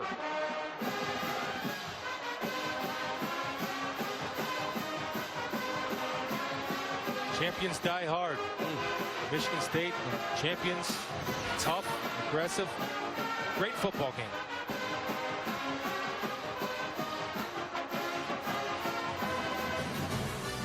Game's first turnover comes in the final 10 seconds. Michigan State retains the Paul Bunyan Trophy. An absolutely shocking result in ending here in Ann Arbor. Now let's send you to Baton Rouge for Florida and LSU. So long, everyone.